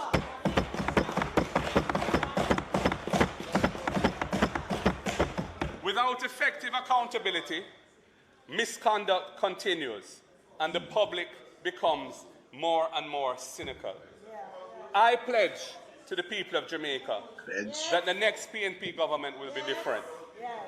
We will make whatever further adjustments to the anti-corruption laws and institutional framework are required to make them effective. I brought impeachment legislation to this House to hold parliamentarians to account for their serious misdeeds, a promise which the Prime Minister made when he was campaigning in the run-up to the 2016 election in his manifesto, but has not delivered. And when we form government, Madam Speaker, we will seek to pass that impeachment legislation into law so that no parliamentarian can bring the public, our name and our reputation into disrepute by their antics out the road without suffering some accountability for it. So, I'm going to stop this up. I'm going to stop this again. So the Prime Minister did say it to him, say, he might pledge it now. Come want it bring, because some of them forget impeach and get locked up and go to prison, That's why I want to hear the speech. You understand why you notice how local media now go carry it like this? You know something, Wayne? Yes. Let me say something to you. I let people know say boy Jeffrey not go so. PJ Patterson said it. Bruce Golding said it. Simpson Miller said it. And now Andrew Holness said it. Let's see if Mark Jefferson Golding, Come hold them by them words, so we play it. Let's see if he will do it. Him say it. Because so that's four why of we want to hear Jamaica's it. prime minister, hold on there. 4 of Jamaica's prime ministers said it, and they didn't do a damn thing about it. Let's see if he will do it. All right. And by the way, the Minister of Misinformation said we mustn't trust in the politician. well, him at the first one you must trust. Him shouldn't be in a politician. It's just a bug life. Where's Ratty? No. Well, I think I'm being a little bit critical of Mark. And I mean, I haven't heard the whole speech yet. Maybe he'll say. No, I'll make it finish. Yeah, because right now, what he said was effective legislation and he talked about impeachment. Now, keep in mind, people, that impeachment just means removal. Doesn't mean you're going to prison. It just means that No, we have to finish it before you hear. I'm gonna say, we can finish it. No. Hold on. What he said, because I watched his speech, I bring it on my thing. He did not mention anything about prison. Okay. He said impeachment, and that is it. Okay. But impeachment, you impeach someone and then move, you know. You can follow him up with Noel. No. Here's the thing. I don't know if we he are said carry this. him, we are going to talk to him. So we are carry him and talk to him. So we're going to hear what he must say and we're going to carry him and talk to him. We are carry him and talk to him. Yeah. But on the other hand, also Wayne. On the other hand, also Wayne. On this side, I have told my colleagues on this side, Madam Speaker, when we form government under my leadership, don't expect leniency. Don't expect accommodation when it comes to that kind of wrongdoing or any kind of wrongdoing. Expect full accountability. We will govern with integrity. We will govern with integrity. Public resources are for the benefit of the people and not for any individual's personal gain or profit. Time come for a new direction. Madam Speaker, as representatives who are called to leadership, we have to get to know and understand the people we represent. Jamaicans have a propensity to watch the ride until they have had enough. I've been on the ground in the last few weeks, and it is clear to me that Jamaicans are not willing to sit back and be taken for a ride in the wrong direction that this government is going. They want a new direction. And we are developing a raft of policies for immediate implementation following the next election when we walk into this house and sit on that side.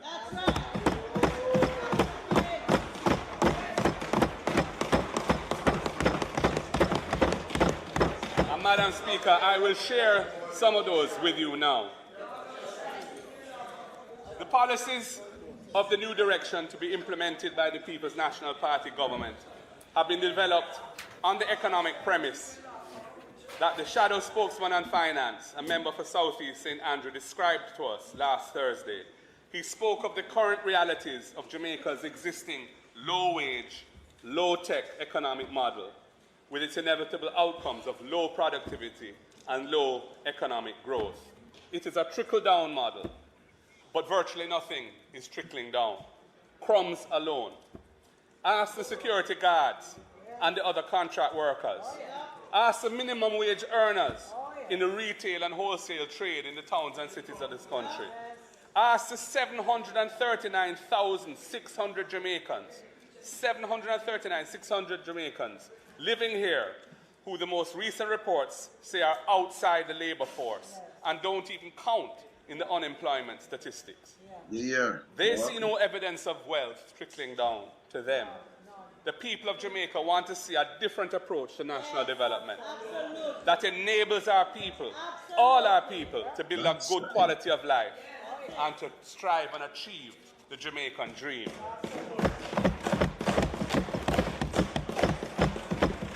We are ready to implement transformational policies that lead to a more competitive labor force in higher paying jobs. Policies that promote an economy that encourages research and development and the deeper use of technology to accelerate productivity and growth. A streamlined, integrated all-of-government plan with clear targets and timelines, where the left hand and the right hand know what each other are doing, and both are working together to a common purpose.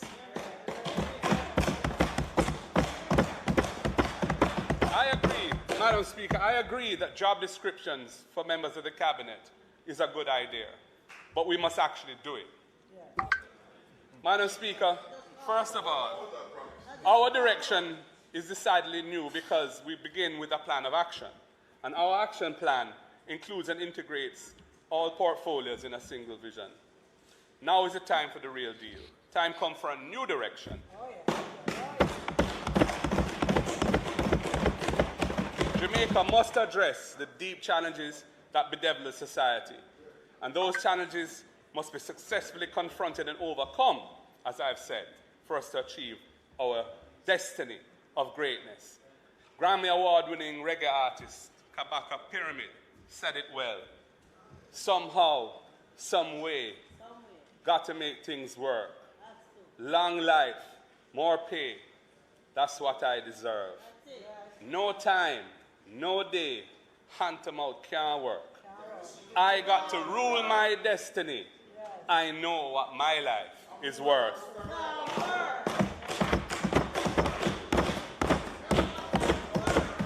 If our country is to ascend from the social decay, behavioral dysfunction, and high levels of violent crime where we find ourselves today, we must tackle the deep structural disadvantages faced by vast numbers of historically disadvantaged Jamaicans.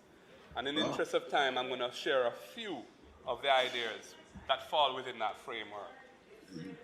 There is so much to repair, Madam Speaker, in our island home. I will start by focusing on two main structural fixes that we will treat as priorities. They are land, and by extension housing, and education, and by extension skills training. We know that by addressing land distribution and ownership, we increase the confidence of Jamaicans so that they are confident and secure. So that they're confident and secure in the knowledge that they have somewhere to call their own, to house and raise their families, to grow food, trade goods and services within their communities. Similarly, we must create a society of self-aware and critical thinking, people with globally marketable skills, attitude and competence, dedicated to building Jamaica, but also trained and able to operate anywhere in the world. Everything revolves around that. Our approach to the distribution of land, Madam Speaker, in this country over many years has failed the least resourced people for centuries. Bogle and William Gordon, Paul Bogle and William Gordon were allied on land reform to transform post-emancipation Jamaica and to enfranchise the formerly enslaved. The PNP under my leadership is dedicated to transformational development of Jamaica, beginning with the belief that fairness and social justice must be at the heart of how land, especially public land, is deployed for housing, community building, and agricultural use in the development of our nation.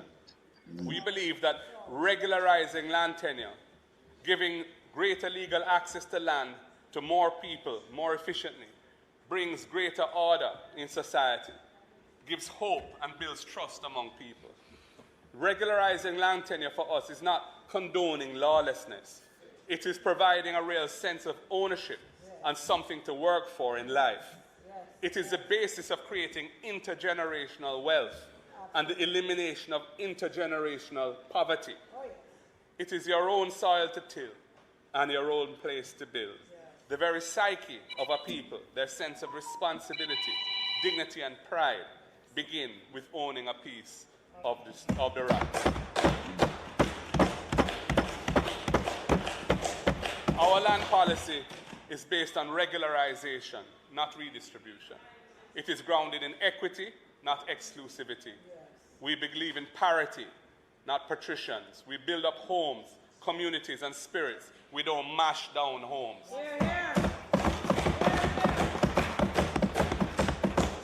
The establishment of communities across Jamaica is at the core of our land plan. Communities are vital to any nation, and where adequate infrastructure exists, then families are more resilient and communities are more cohesive and stronger. And the absence of infrastructure is an indication that something is wrong in society. Housing is a basic need for all human beings. That's right. Without it, living a decent life is very difficult. And mere survival is the name of the game. Too many informal settlements in Jamaica are without basic infrastructure, such as proper roads, water, sewage, drainage, street lighting, and garbage disposal services. And too many low-income communities across Jamaica have infrastructure that is old and decrepit and has long outserved its useful life and is in dire need of rehabilitation. I have seen with my own eyes, Madam Speaker, I have seen the beautiful and impressive homes that our people have built for themselves through their own tremendous resourcefulness, having got the benefit of proper infrastructure and land tenure to turn informal settlements into vibrant communities. That was the result of proactive, visionary government policy in the interests of the people under the PNP.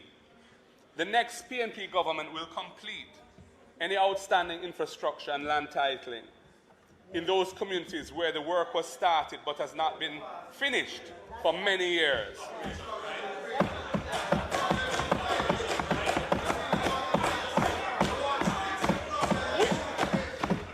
We will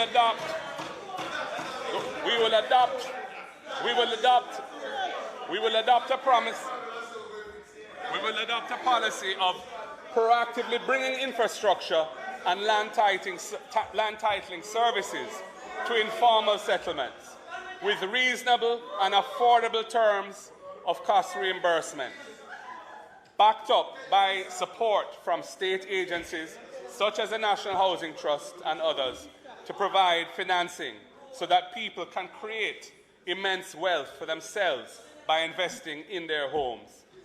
The basic development model is proven and sound and will be buttressed by robust, transparent, and accountable governance.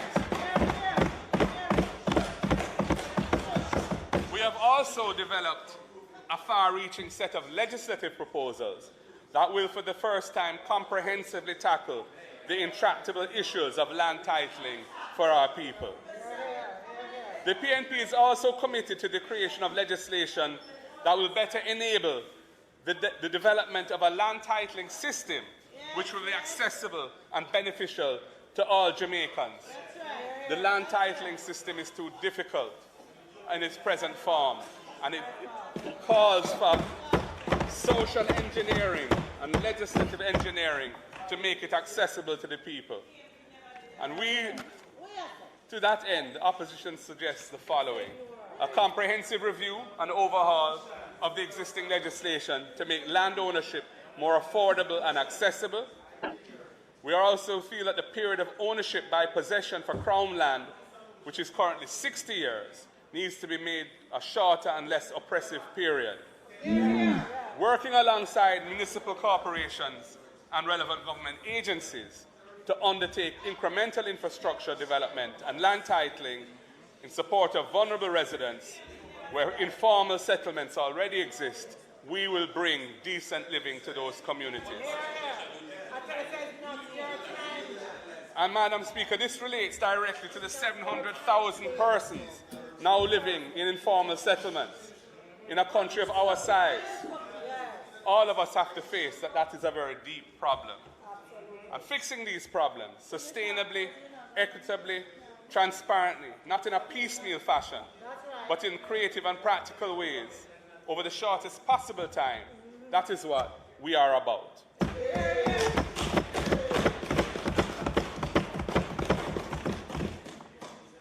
Madam Speaker, this takes us directly to educating the Jamaican people, and I turn to education. The education system needs a new direction. The Patterson report and before it, the Davies report, both speak to the systemic changes needed in the education system. We are committed to implementing the recommendations of the Patterson report. And we have 3 additional programs that we want to see put in place. Early childhood development will be the priority of the new direction for education. And this will be supported by a comprehensive policy to address the broader needs of children from birth onwards. A system of early childhood development gets all our children off to the right start. The new direction will hone in on basic schools that are struggling to survive. Many are closing under the weight of high operating costs. We'll make the investment required to raise the standards of our early childhood education system.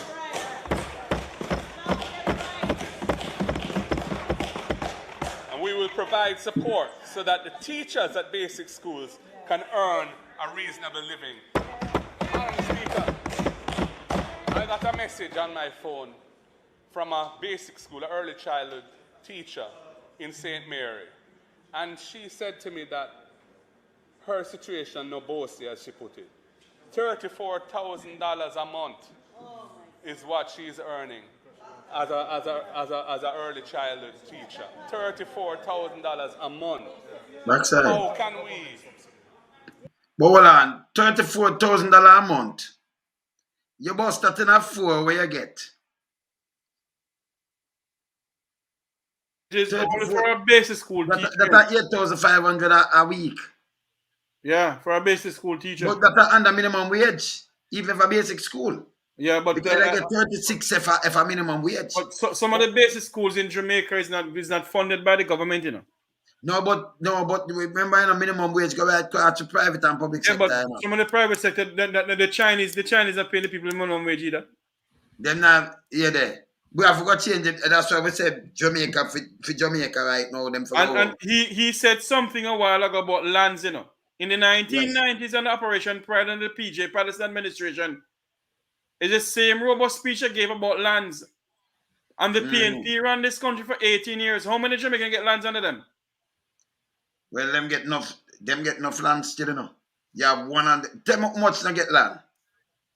Some people don't get land. We know some anti-pancake one of them scheme. Where some man get money and them never do some things, but people get land thing there. No, Wayne. We must call a spade a spade. No, man, you have to tell me just ask. Call a spade, Wayne. You want me to say to you? Remember me I talk to? Me said, just tell me, all right, you said I come and give a figure, just tell me how much people get land and tell me where it go wrong. Like, how much people get land? No, that's what I say. All right, so what me I say to you, Jeffrey? You see me? Should I come and show the people them the figure yesterday? You wait for do make sure you have your figures. That mean when you talk, you get the figures that we do around here. Well, I'm gonna dig up back operational. No, man, you have to do it before you. I could tell you, when we come back on a program, Jeffrey. Yes, we're gonna do it. All right, I could tell you what we do. We not do blindfold thing here. What we do, when me like somebody said to me yesterday about Ratty last night when him say 2004. The stats. Yeah, the stats. And then the crime stats. Yeah, the homicide stats. We do make them a start from 62 come up. So what you do now, when you attack, you know, make sure all you do, if you attack on something, you have the stats. That means nobody can say you did say this. I understand what you're saying, but that means so me can't spade a spade, you know. So me know say something that but me can't not gonna say it out of my head unless me draw back the stats. Yes, but I'm just saying. Yeah, but you say how much people get land, but me know some people get land. I never remember but me know some anti-pancake one, but you what me not do. Me no want. All right. When me talk one time, me no want guess. Me draw it up right in front of me and me show it. It better that way there. If me hold anybody me hold accountable when me attack, them can say, hey, Lonesome say this or that because me I give it in front of you like that. Bloom. And that me I tell you. So me can't speak and like me you understand what me I say, Ratty? Yeah. Me work with stats. Me work with figures. Me work with me can me like drop everything. Me can't tell you say that I'm going to the T of the thing. So when me talk now, that means nobody, there is no one can say Lonesome did say this, you know, but him did say it. But Anna saw it go, no, I got try. All right, like when we talk about SSL, you notice me drop the thing them from court go right back. Me like do me thing that way there. Cause if you know Anki Panky go all you do, you just try it up same time.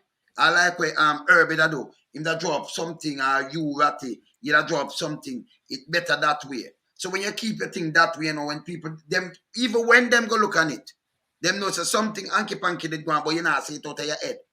Yeah, give them the figures. So them can't say, Jeffrey, you give me a figure, but that figure there, yes, something go on. But you give me a figure that and that. And that me I talk about. So now like, you understand what me I say? So when me give them figure, me not do tabloid. See? I'm in a busy about party. All right, you see like come can talk about the bulb. Me see the quote and me see one we know 200 odd million. I mean, you understand what me I say? Jeffrey. So when me talk about it, me just say, hey, some people feel just No, but what I'm saying to you, Wayne, you didn't allow me to finish it. What I'm saying to you, I didn't know. I listened to the speech, but I didn't remember the part about the land issue. Yes. What I'm saying to you is that the PNP said it in the 1990s under PJ Patterson. Yes. No, but Operation Pride was a good thing still. Yeah. So, No. Hold on, Wait, allow me to finish. Hold on, I'm not gonna say Operation Pride wasn't a good thing, It was a good thing. Yes. Don't get me wrong. What I'm saying that they have said it in the 1990s. No, I do not know how much Jamaica can get lands in the 1990s. And what I'm gonna say now is this: that I hope that if he becomes the next prime minister, he said this in Parliament, and I hope he carried it through. Well, that's what we are hold them to the word.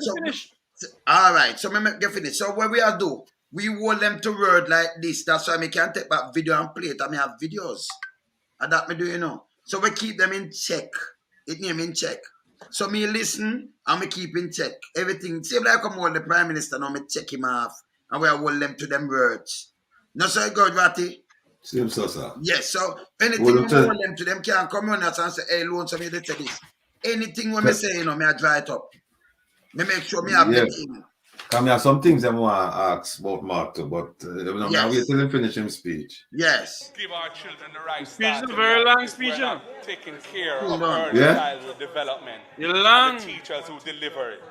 Time come to repair the foundation of our education system and set it in the right direction. A new direction should also focus on transforming the first 11 years of every Jamaican child's life. Jamaica must achieve the outcome that all our children are able to read, write, and do basic arithmetic by grade 4.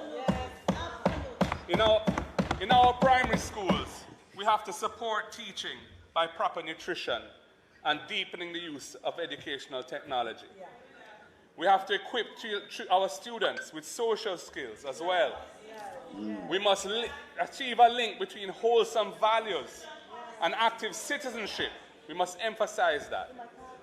Particular attention and emphasis must be paid on the underachieving primary schools to raise standards across the board.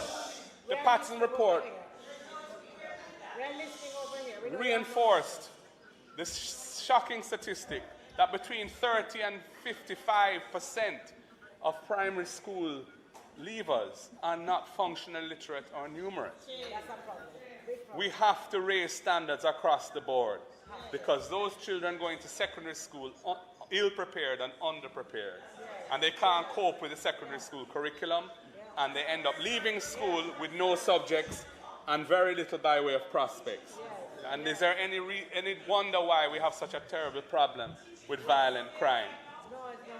Several of the school-based social development interventions that have been abandoned will be re-evaluated, updated, and returned to schools across the island. And Madam Speaker, we will remove the taxes from laptops and tablets for students and teachers.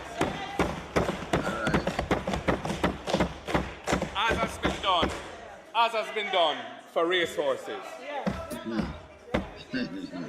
Madams, at the secondary school level, we will provide the support to education that is necessary to mitigate the effects of the negative social issues that are impacting our students. Teenage pregnancy, weak family structures, substance abuse, anger management and aggression. There needs to be a program to effectively tackle those in secondary schools. And Madam Speaker, we on this side have always seen education as the antidote to poverty. Tertiary education must be accessible to those who need it most. How many lands was given away under Operation Pride? So that they can positively transform their prospects in life. On the matter of student loans, I spoke a year ago in these words, and I think I'm going to repeat them today because the minister announced that certain things, but they don't go far enough. And I said, we will cap the student loan borrowers' loan payments at a manageable percentage of his or her income so that the state and not the student bears the risk of the economy generating adequate employment opportunities for young people.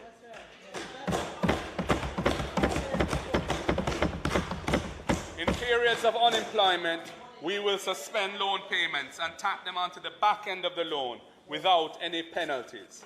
We will eliminate the requirement of a guarantor for a student to access a student loan across the board.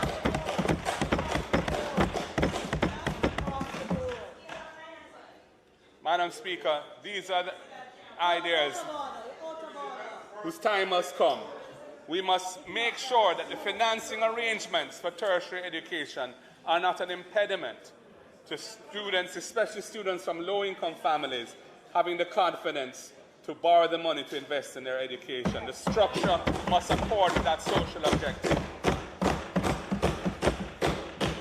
Madam, teachers must also remain top of mind. And we're at a time when, although the teachers have signed, we're told, the restructuring, and we commend them for reaching that point, it is quite clear that many of them feel extremely unhappy about the way in which the whole process has been handled. And indeed, many of them remain unhappy about the arrangements. So we need to retain our teachers more than ever going forward. And a new direction is required with creative thinking. And our spokesperson for education and training has proposed a series of benefits with that object in mind. We will ensure that teachers are eligible for student debt reductions and motor vehicle concessions at levels which increase with their years of service in the job.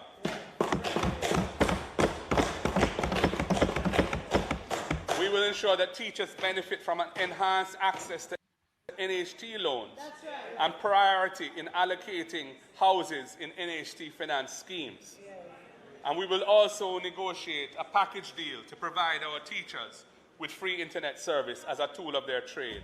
These are all practical measures to support our teachers. All right, so I'm going to stop right here, so I'm going to care about Mark. So, Operation Pride tell me, so them get a 58,000 lots were delivered to individual across 14 parishes through the initiative. 58,000 lots. Yeah?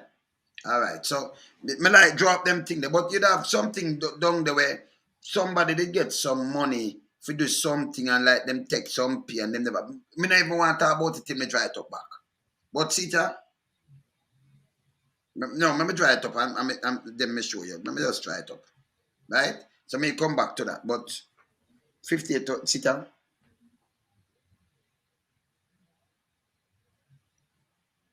You can't see it? You see that 58,000 lots were delivered to individual across 14 parishes? Mm-hmm. To the initiative. So these are the things I'm here to talk about. So, you know, when me talk, me like, get me thing, and me not talk on it unless me get it. And then, but if you'd have a hanky-panky there, you'd have something there. And like, for your contractor, you get something, go do something, now you did move something, and your name card. But what me do, me not blend it in like that. Me want to know much that they give me know. What did happen? Me know. You just look panic, but you know, just tie it and talk it. Because we have to come back and say, you know, say, me just say something. We can't just try it up. We can't dip on my fingertip. So we know say that the lot out. You understand what I say? Ratty, Jeffrey. Yeah, so some do me thing. I'm going to play this because through that long, I'm going to play about this again. Where Mark say and go through. Every leader has their own unique style. Yeah. My response to cases of injustice is not to get riled up and make a whole heap of noise or threats, manipulation and intimidation. That's not my style. My fury and disappointment in the direction of this government takes me to a place of reason, deep contemplation, effective strategy, and a commitment to work harder to deliver tangible results. It leads me to work out ways to make things better. And this is what accounts for my professional history. It is what accounts for my recognized success as a top commercial lawyer. It is what accounts for my proven prowess in business. It is what accounts for my effective results as a legislator in this House and in the Senate. It is what I bring to this struggle on behalf of the Jamaican people for a better quality of life for all. That's the beginning. Empty hype and bluster, those are not my style. That's the beginning. Yet every Jamaican must. Back to the beginning. Yeah, that gone way back, man. You're gone way back. Every leader has their own unique style. Yes, sir. My No, response keep to going. case. Go back. No. Don't go back. Go forward. Oh, no, me did stop it, you know. Me did stop. Want me to play?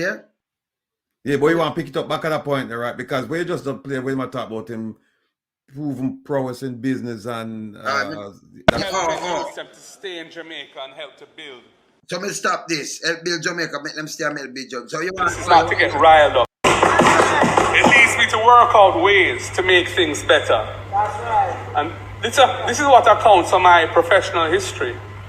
It is what accounts for my recognized success as a top commercial lawyer. Yeah, that's another It is beginning. what accounts for my proven prowess in. That's way in the beginning. Yeah. Yeah, we left this a long time. In their education right now.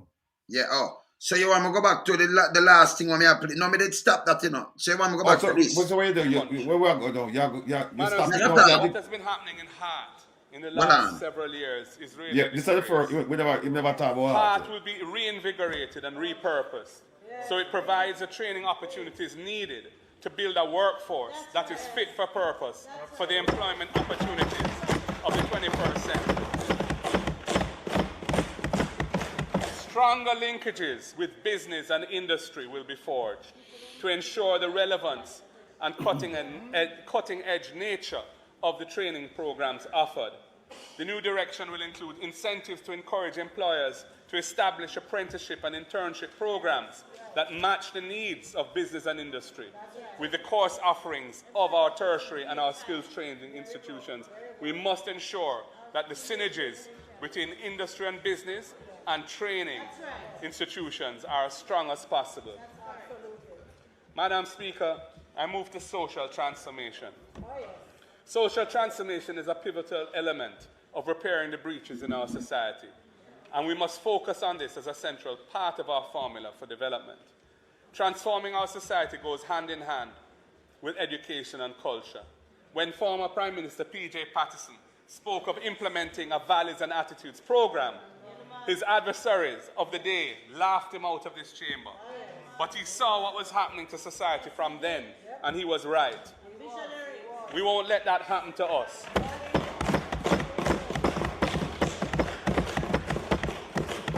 Daily life in Jamaica confirms the descriptions of this country as now being a place of fear, of struggle, of suffering, with low social trust.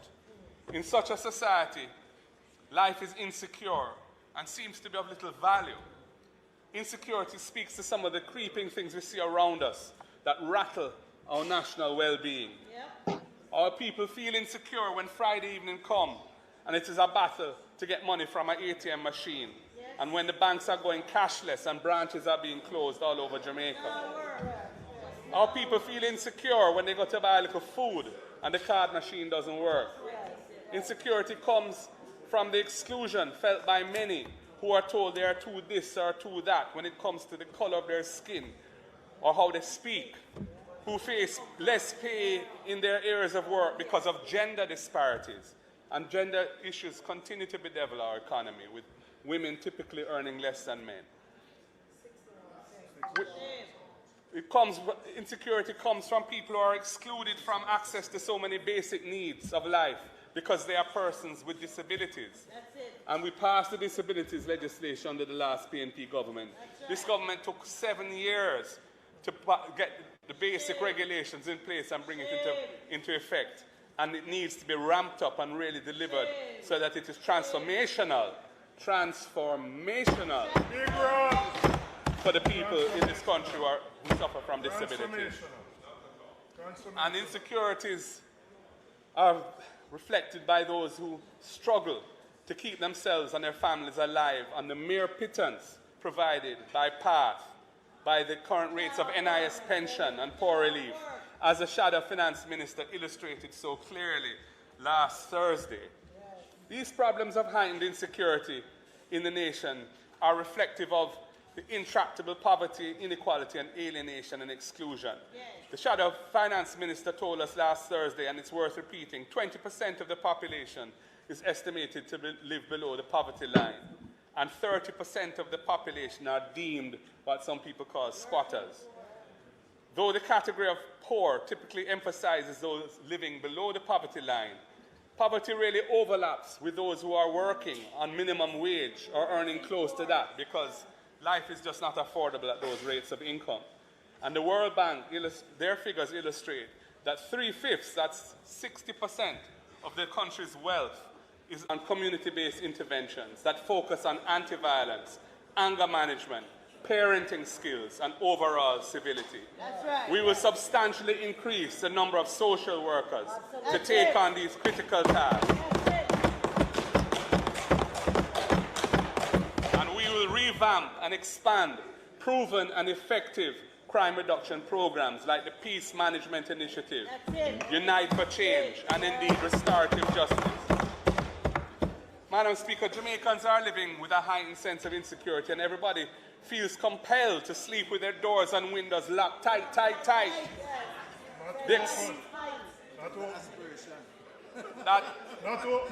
The exceptionally high crime rate has been a burden on Jamaicans for decades, and Jamaica remains one of the most violent countries in the world. Crime and violence are conditions created by the whole society, and we cannot ignore the links between inequality and crime. We must think in terms of social responsibility, which is why we favor interventions for youth at risk instead of giving up our fundamental constitutional rights.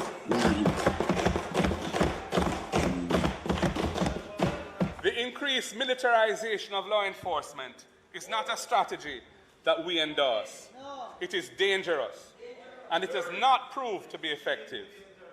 The ineffectiveness of the government's approach is underscored by the fact that in 2022, after 6 years of this government, there were approximately 53 homicides per 100,000 inhabitants in our nation, and Jamaica maintained the position of the highest homicide rate in Latin America and the Caribbean, one of the highest in the world. Globally, militaries defend against external threats. Why is our military being increasingly involved in policing work? 2 years ago, I observed that the size of the military, the JDF, is growing rapidly. I noted that on the trajectory that it was on, it would soon exceed the police force in a few years. Similarly, the capital budget of the military has systematically and massively outstripped that of the police force when we have a crime and violence problem in this country. That policy does not make sense.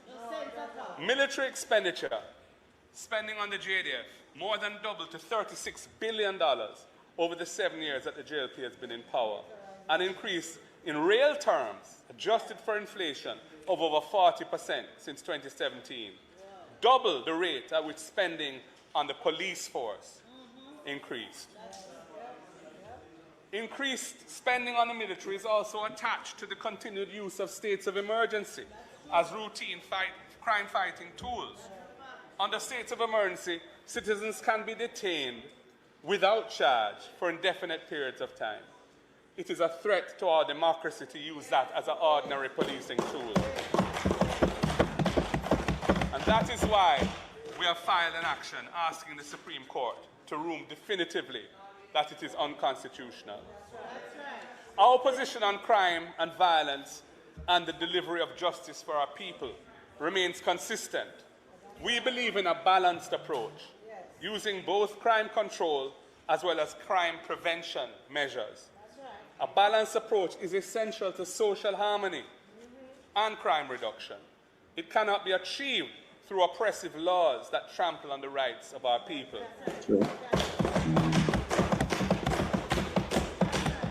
We will vigorously tackle the major root causes of violent crime in a systematic way, while also properly equipping the police force and the justice system with legislation, tools, technology, and human resources to carry out their work.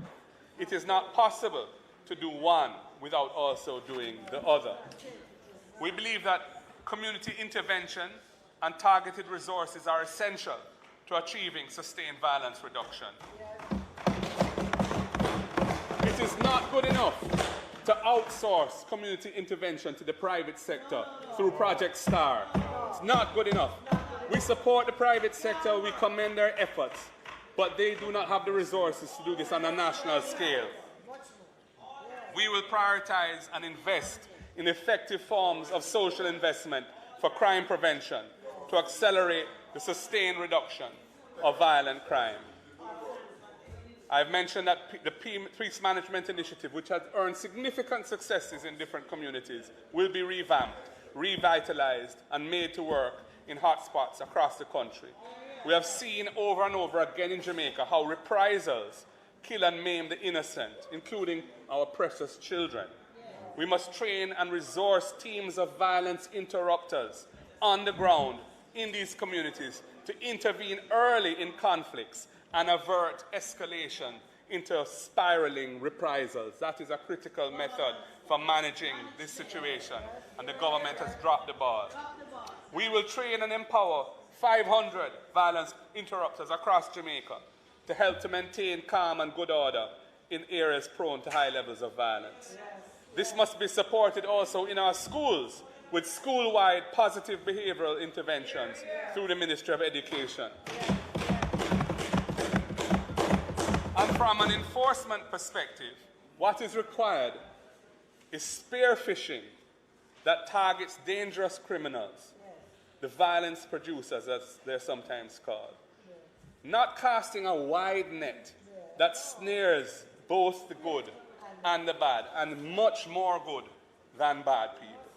The government must fashion legislation that allows known vicious purveyors of criminal violence to be taken off the streets so that an effective case for prosecuting them can be brought against them. These are people who are taking innocent lives, destroying families, and sapping the nation's collective hope for the future. The procedure that does that must have appropriate checks and balances to ensure reliable intelligence, not just sus and gossip, is the basis for their detention. Last December, I put forward detailed proposals for a court-supervised process of pre-charge detention that targets specifically persons on whom there is credible intelligence that they pose a high level of danger of violence.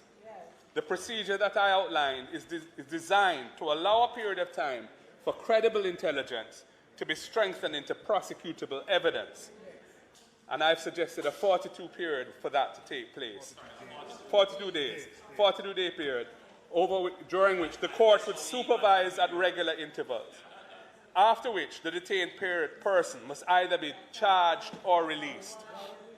But the initial detention has to be approved by the court. In our prison system, Madam Speaker, inadequate attention to rehabilitation and post-release employment opportunities, despite the valiant efforts of NGOs, has resulted in unacceptably high rates of persons reoffending and returning to prison. The Minister of State has said that the rate of recidivism is 40%. So, for far too many convicted criminals, the prison gates end up being a revolving door. 40% of persons end up coming back, having completed their sentences. And Madam Speaker, with all these mandatory minimum sentences, one wonders how the prison system and the court system is going to cope. We've already imposed mandatory minimum sentences for possession of prohibited weapons, which is any unlicensed firearm. And we're talking about putting very, very high mandatory minimum sentences for murder and so on. All well and good, though the deterrence is not generally accepted as being a real benefit of this. But the impact on the system, the courts, where people will no longer have an incentive to plead guilty, the backlog is going to explode, and the prison system, which is already creaking under the weight of this massive rate of recidivism of 40%, is going to become completely unworkable. The government really needs to think through this policy before it implements it. We must invest in programs so that incarceration becomes a real opportunity for rehabilitation, in addition to being punishment for transgressions. We must find ways to assist persons leaving prison to be able to earn a lawful living for themselves and their families. The whole society benefits when a former criminal turns his or her life around and becomes a constructive member of society. And we're not doing enough of that. Madam Speaker, a worrying development is this plan we've been hearing a bit about to develop a for-profit prison in Jamaica and to use taxpayers' money to facilitate it. Very little has been disclosed to the public about this plan, other than the government announcing that they've identified 300 acres of land in St. Catherine for a new purpose-built correctional facility via a public-private partnership. And from this public-private partnership, necessarily there has to be a return on investment for the private investors. That's why I say for profit, Prime Minister. In the US, they call this approach. One point of information, Madam Speaker. The member speaking to, I've interrupted your speech, but there is no plan or any articulation of any prison for profit, right, to be built, right? Which is what you have implied. Absolutely none. It's misleading the House. You're misleading the House. It's not been said even in jest. Madam Speaker, I made the point that what we heard is going to happen is there's going to be a public-private partnership to build a new maximum security prison. And I went on to say that from you have a public-private partnership, necessarily the private investors are going to require a return on their investment, which is the profit of which I'm speaking. That's what I said. And all right. What you mean, all right? So I'm fool. You might go back to the man and mislead the House. And yesterday, if me a private, and the government come to me and me spend $1 billion, me not go want back my money, Rattigan.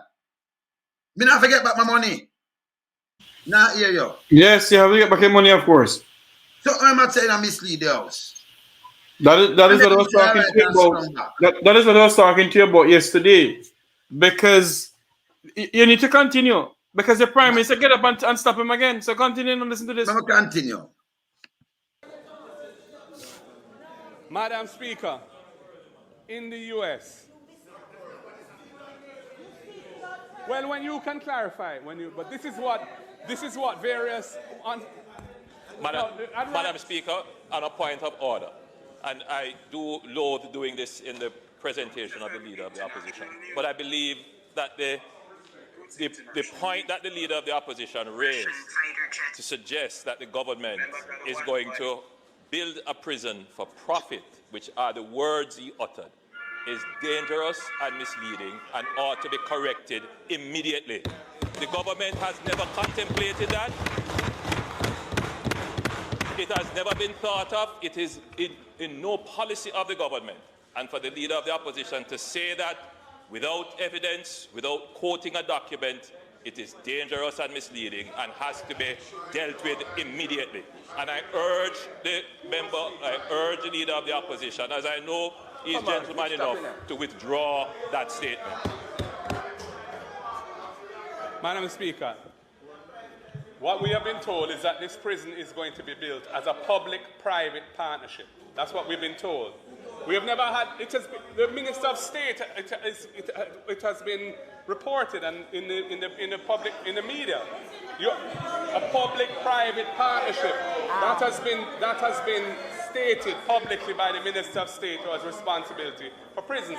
My point is, if it's a public-private partnership, that suggests that the private partner is going to be looking to make a return on it. That is why I said what I said. And Madam Speaker, more information and more transparency around what is intended would be welcome, because the way in which it has been brought across so far raises concerns. It's as simple as that. I will move on, Madam Speaker. No, you won't just move on. A point of order has been made. If indeed the impression is that the government is building what were your exact words? Probably I should get that from Hanshat. Because if you have said Hansard, not Hanshot. profit, then it is wrong, and it is a wrong signal to send. So, Ms. Curtis, can I have what was said from Hansard?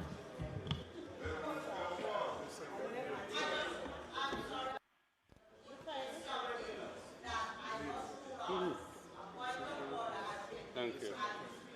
Madam Speaker, this is the report that this was on December 8th, I want 2022. to know what was said. The government has because given the its point clearest of order- indication. Member, Yes. I am speaking. I said a point of order Yes. was raised. Yes. As the Speaker, I must rule whether or not. And to do so, I need to hear from Hansard what was said. Hansard. Hansard. God.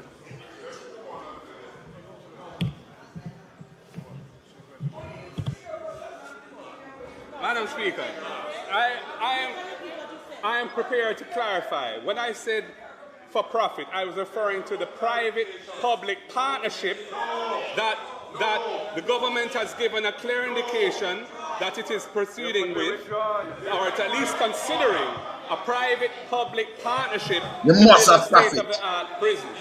And a private-public partnership necessarily involves the private element in that partnership earning a return on their Must. investment. That is what I was saying. Must. I said as well that if that is not the case, Member, yeah. I am saying this afternoon that I'm waiting on what Hansard has said. A point of order.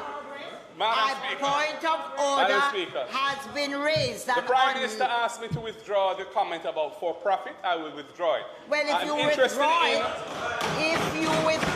because it is ridiculous. It would be ridiculous to hold up these proceedings while you go and refer to Hansard as to what I said. The crux of the matter is. Member, hold a minute. Members of the House, everybody. It is clear. No, please don't do that, member.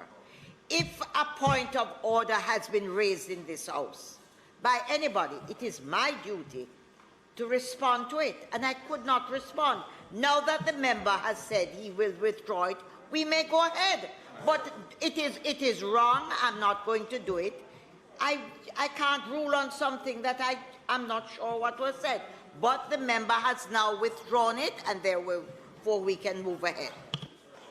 Madam Speaker, we would ask that the Prime Minister use the earliest possible opportunity to clarify the nature of this public-private partnership in relation to the building of a prison. All right. And in particular, how the private element in that partnership will receive a return on investment, which is normally called a profit.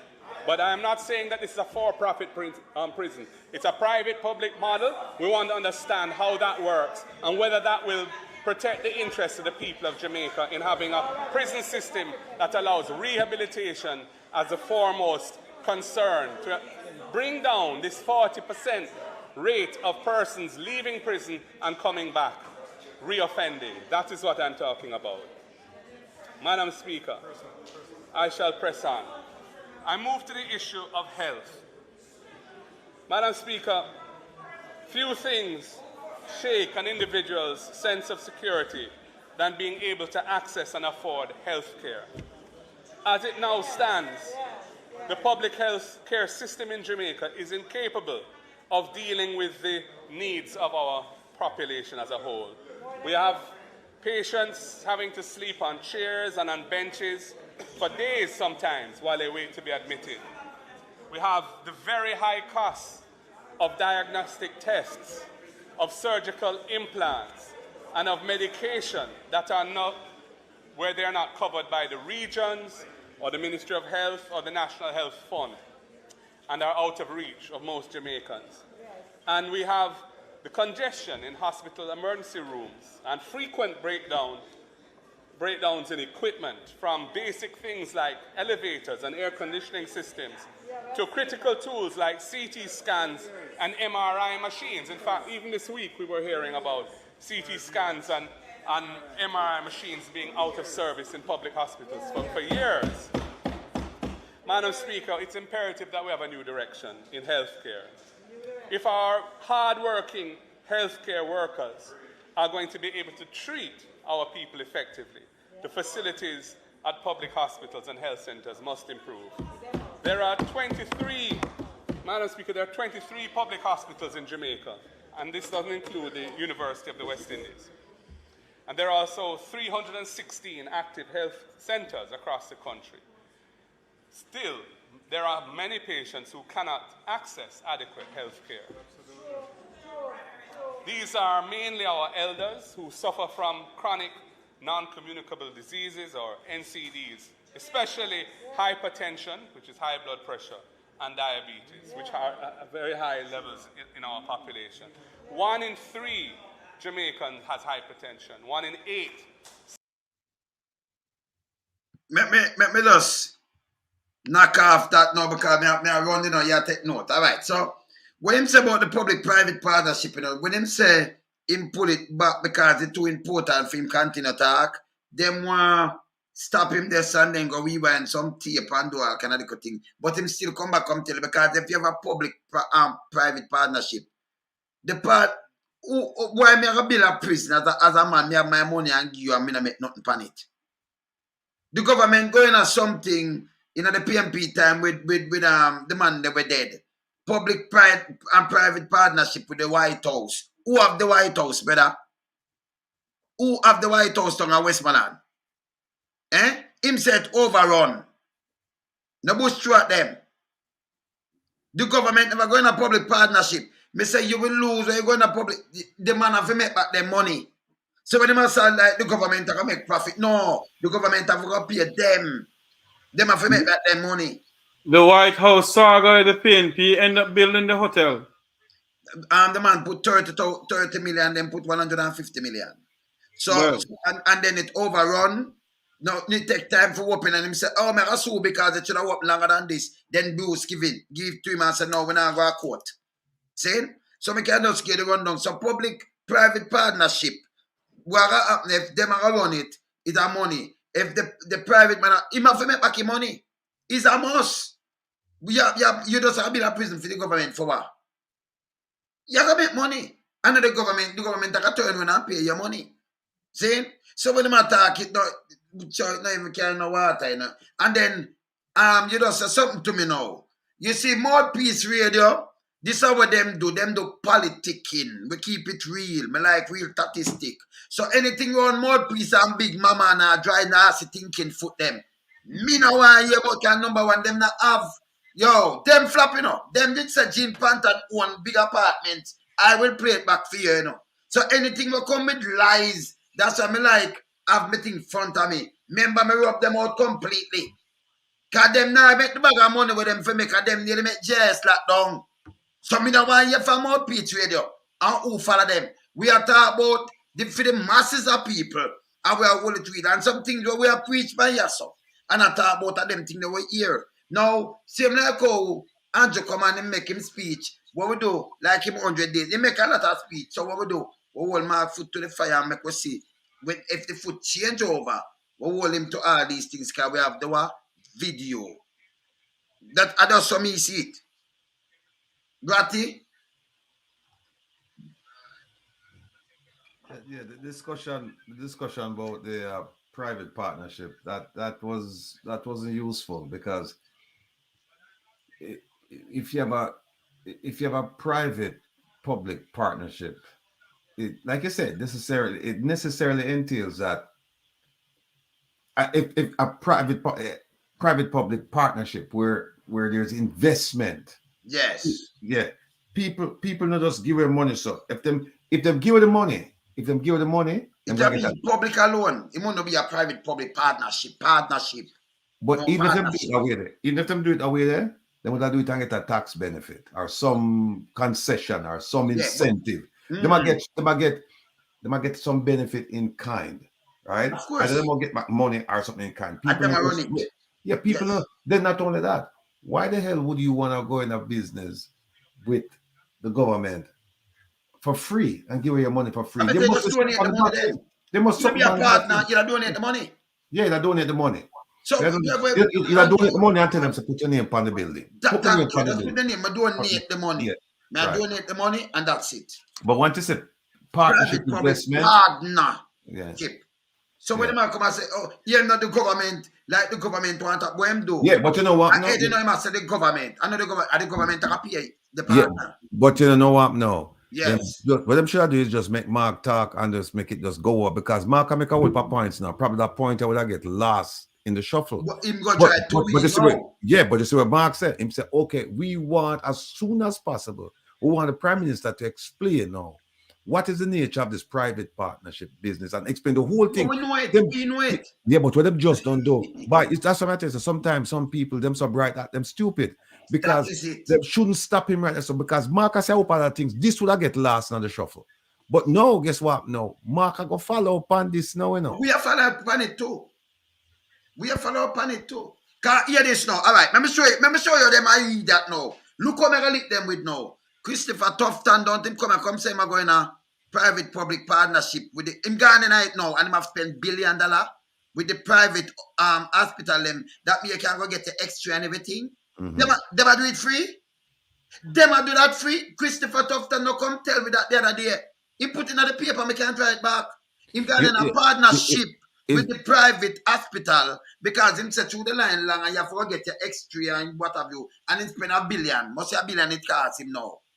See? Instead of them buy back the thing. No private-public partnership. Hold on. Let me try and see if we can crystallize this for the people more. Yes. But I'll show them too. A public-private partnership, it would be similar to like, you know, you see like in America, maybe in Canada, where you say your speeding tickets, you know, from the machine. Not talk about when a policeman stop you. Not talk about when you have a static you have a static camera, right? And you get a speeding ticket. No, it's not the police give that speeding ticket, you know. It's a private concern give that ticket. But guess what happens? It's a public-private partnership. So the government get part of that money there, and the people who put up the camera get a part of that money there. That is a public-private partnership. And well, people in the diaspora, when they get a ticket and you look on it and you see it, that ticket, just keep this in mind, that all of that money there now go to the government. Some of it will go to the company that set up that static camera, because it's not the government that run them camera. They have a contract with them people there. And so if them collect $50 from you, then probably take 30 and then give the company 20, or vice versa. The company take 30 and give them 20. And them achieve the purpose, which is to find people who are speed and make it be a lesson so that you can share that with other people. A deterrence, make it a deterrence so that other people not speed. Mr. Rattigan, let me ask this question because maybe you know. Does the American government, you're not hearing me? You might. Are you hearing me now? Yeah, you can hear me? Yeah, hear me. I'm hearing you guys loud and clear. You hearing me, Lonesome? You're good in Ratty. You're good. You hearing me now? I hear you, man. My system go down, I don't know what. It just shut down for me. I hear you now. I hear you, Ratty. All right. So, Rattigan, you hearing me? Yeah, I hear you now. Yeah, I'm hearing you. Could you say if the American government has a private partnership deal with the prisons in America? Yeah, they do. They do. You're going in and out. We're not hearing it now. Read this and at the same time. You can't see it? Man, I mess with me thing, you know. Doctors signed to public-private partnership. Oh, yeah. And this are Christopher Tufton, we signed them. See them? Minister, so Minister yes. Them sign and them just say them spend over $1 billion. So when you go to instead of the public, so when you go in a partnership with them, none of them pay them. The government pay them and them send the patient there. A matter of fact, him tell us him have some patient where do like earn and do some other things. Them go to the private place go do it because they may spend the money. So that is private-public partnership. You know, when them just send them over the private place free. What them say the government make no sense better. So No, turn your mic on. We're not hearing you now. Turn on back your mic. Yeah. Yes. I'm aware that they have prisons that are completely run by the government. Then they have prisons that are run it's joint, and then they have some prisons that they call them prison for profit. Yeah, it's run completely by. In fact, a lot of them got sued the other day because down in Arizona because of the way them treat the prisoners. Them. Yes. So you have three types. You have one that's run by both. The responsibility is shared. You have one by the government, and then you have the one where it's completely run by a corporation. In fact, they did a story the other day, where judges were sending juveniles to this facility because there was a kickback. They were getting kickbacks for sending people to this thing. So yes. You remember that, right? Yes, of course. Yeah. So yeah. But the classic case though is the speeding ticket where you get from a static camera. That's run by the government and the private concern, and them split the pros, them split the fines. So that never necessary still. That all of that, all about So what we're saying then? What we're saying is that what the government of Jamaica want to do? They want to start something like that? All right. Look again, Jeffrey. Look. And the man, all right, look what it says. Just read the top, just read what me just tell you. What it say? Yeah, minister signed contract with private health facilities to perform elective surgeries. No, them himself spend over $1 billion. May I tell you it still. When me talk about it. So all right, Jeffrey. Hold on a second. What do you think, Kroll? What them just signed the agreement with? Yes. What do you think the investigation is? A public-private investigation because they said they will work alongside it. They pay money too. Yeah, and they said they'll work alongside the JCF. Yeah, they said they'll work alongside the JCF and the FBI, which the FBI piece we cannot. Because and not only that, the thing that they signed with the minister signed with the people of England. They said the British government will pay half of it and they pay half. And they will pay half and the private pay. So you understand. But me gonna show you say the government are signed with the doctor now, with them sign it already, with the private to do the surgery them. And them say they spend over $1 billion to the private hospital them. Who are do it for them now? So them not get it free. So if somebody come build the prison with you, them are gonna give you free. If them are donate the money, them that donate it. Hear him now? But you're talking like the government going to make money or profit off. And the government or the private one, them are gonna make profit and make back them money. Them not just make a money. Them not get them principal alone. Them are gonna make profit on it. We not but here's the thing. If you have so much in the surplus, why would you want to engage a private concern to help you build a prison for profit? Why would people? Well, on the brother, I want to show them again. Look, when I say $1 billion, remember when I say a thing, remember the paper I got to Jeffrey. Look, how much money this say him spend. Just look at the money, I see it. How much that? $1 billion Jamaican dollars or US. One other thing. It was a US, not Jamaican. For the court care program. And it's a private seat there. Court run it back, sit there. And the private public partnership, see that? Yeah. Tough than the see that? See that it. $1 billion. But I don't understand. Successful Successful government have done this over years, So I don't understand why they continue as if, Yeah, no, but if him do something and you say you do it and you get up and say, you're talking like the government that can make profit. It's not the government that can make profit. The private man that can make profit, you have to pay him. So the government right now, Christoph can do this and him pay $1 billion. You notice me not two, me say one, because I listen him good and I watch the thing. So I can dry it up. You understand? So when him say these things, I say, wow, to the man. Like the government that can make money or profit off. It's not the government that can pay up the money. We know about it. You understand? We know about these things. Them to stop the foolishness, brother. See? And then put yourself as a businessman. The government, Jamaica government approach you, Jeffrey. And them are build a prison. And them say, right, you come and you say it have value $2 billion or $5 billion and you put $2.5 billion or $3 billion. You just give them your money. Remember now, it's a partnership. Like you have nothing partnership. But you just give them your money and you love it. Or you make back your money. Make your money somehow. You might say the government now make the profit out of this. The government can continue paying this man. But the question that we must ask, you know, and I need to tell the people of Jamaica,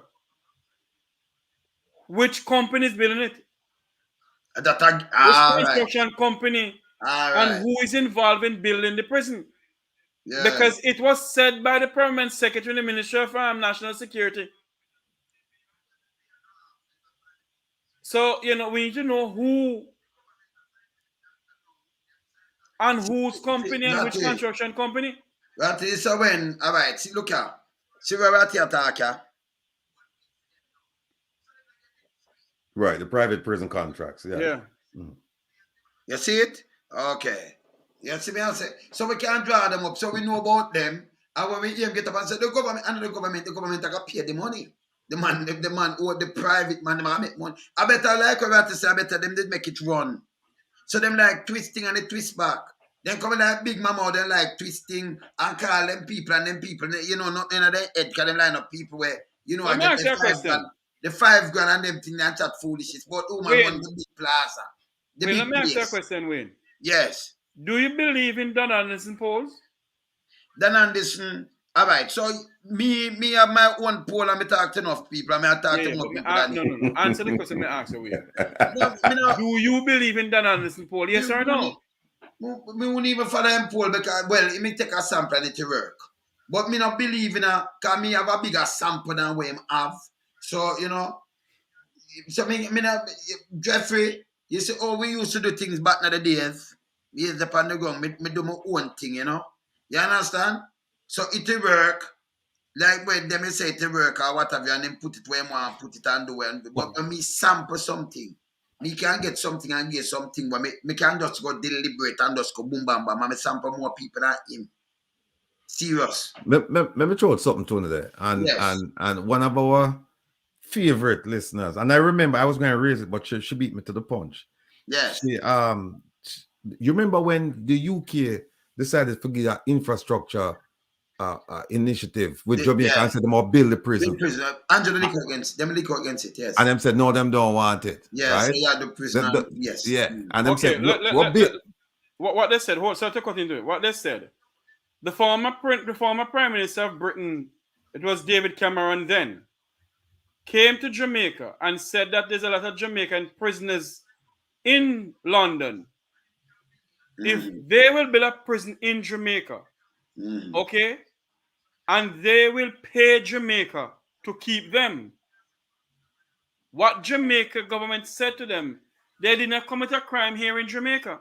So even if they build a prison and they come here, automatically under our constitution, we're going to let them go free under the law of Jamaica.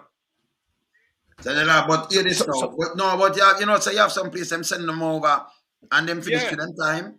Of course. Yeah. Hold on a second. Remember now we know. Them amend the constitution there, you know. Yeah, of course. From up to 2016, I think, 17. They amended. Why them couldn't amend it and say, okay, all right, fine, we'll amend. If the constitution doesn't provide it, we'll do it now, and then we'll take them. Why them couldn't do it? And then but not only that, look at them stupid. Them time with them there. No, but what I know, you saw them stupid. You know, saw them stupid. Remember where England though? Exactly. Remember where England England start charter planes and send them home anywhere. And then get them. And then you get up. Them send them back. Them send them back to you. Yeah, them send them back to you. They get nothing. Them send them back home and them get nothing. Nothing out of the deal. Them send. You remember when them that charter the place and I send them home and when them get outside? Nothing. Zero. Nothing. And then you say, boy, them get trouble down here, you know. And then you lock them back. And I think it was Kamina Johnson Smith. I think she was the yes. No. It was under Bruce Golding administration, if my memory serves me correctly. No. It was turned down in 2020. It wasn't turned on under Bruce Golding. It was turned down since when David Cameron wasn't in power at that time. I remember David Cameron who came to Jamaica. David Cameron under 2020. Before 2020 though. Because in the it's supposed to finish in 2020. And step down and give Johnson. When name? Yes. Boris. Right. So remember when you lose the referendum? If you look at That's the what I said. referendum, you Who know turned you it lose the down? referendum. Who turned it down? If my memory serves me correct, it's between Let me tell you. Bruce or Portia that turned it down. I can't remember who did it. But between Well, Bruce or Portia that turned it Well, down. whoever turned it down, it down was a jackass. Because I was talking to a friend of mine and I said, you know, if I were the British government, you know what I'd do? I just make them finish them time. I just give them early release and just send them home. no, I'm gonna look it up and tell you. It was Portia who turned it down. You have that correct. You look it up, because it was Portia who turned it down. Just it was under the People's National Administration when he came here. When he came to Jamaica, because at the same time they were talking about getting rid of the Queen. No, not getting rid of it. They were talking about reparation. And he told the Jamaican government that they must forget about the reparation issue. Because his family is a part of the slave trade. You know? It's between Portia or Bruce that turned it down. No, man, when I go to between, I'm gonna look it up and tell them, man. I believe it was the PNP who that turned it down too.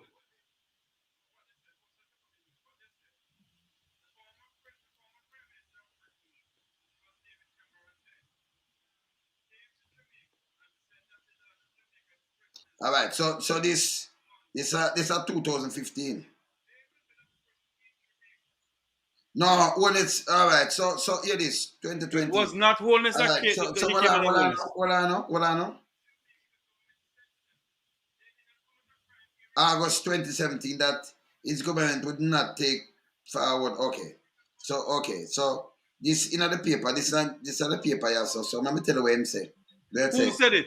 UK bill. I tell you, me have it front of me, man. That's what I'm gonna show you it too. All right.